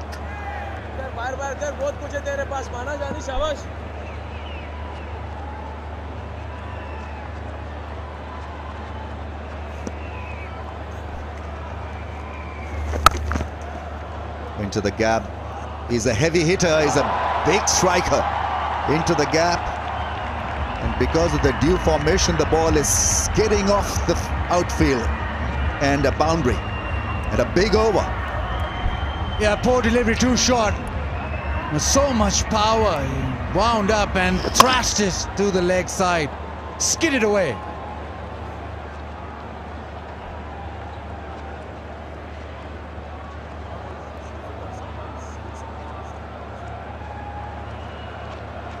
Somehow need to have a stronger game plan here. Just do the basics well here, not try to overanalyze stuff. Oh, that's a hard hit. Stopped by his shoe, but thankfully he's okay. It's 82 for 2.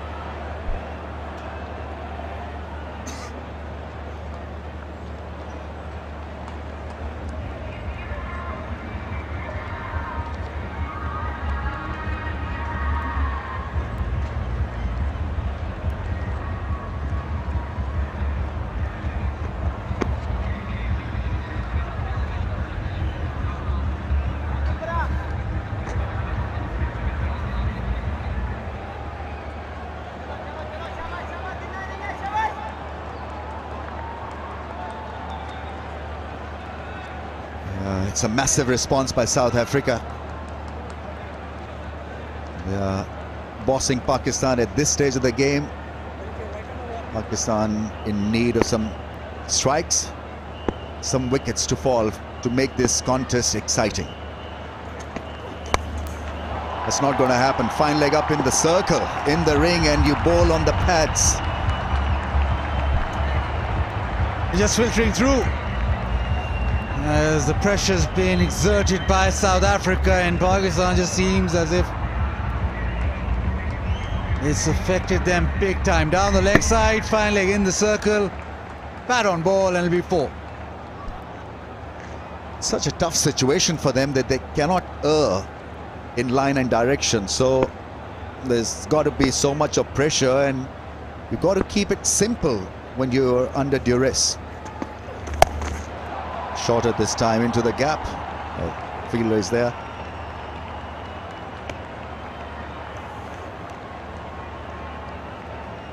PSL, HPL PSL is just around the corner.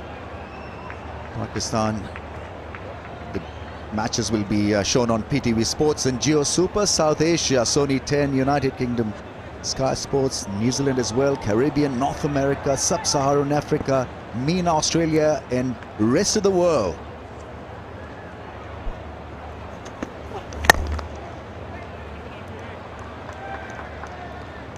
There's always been serious audience for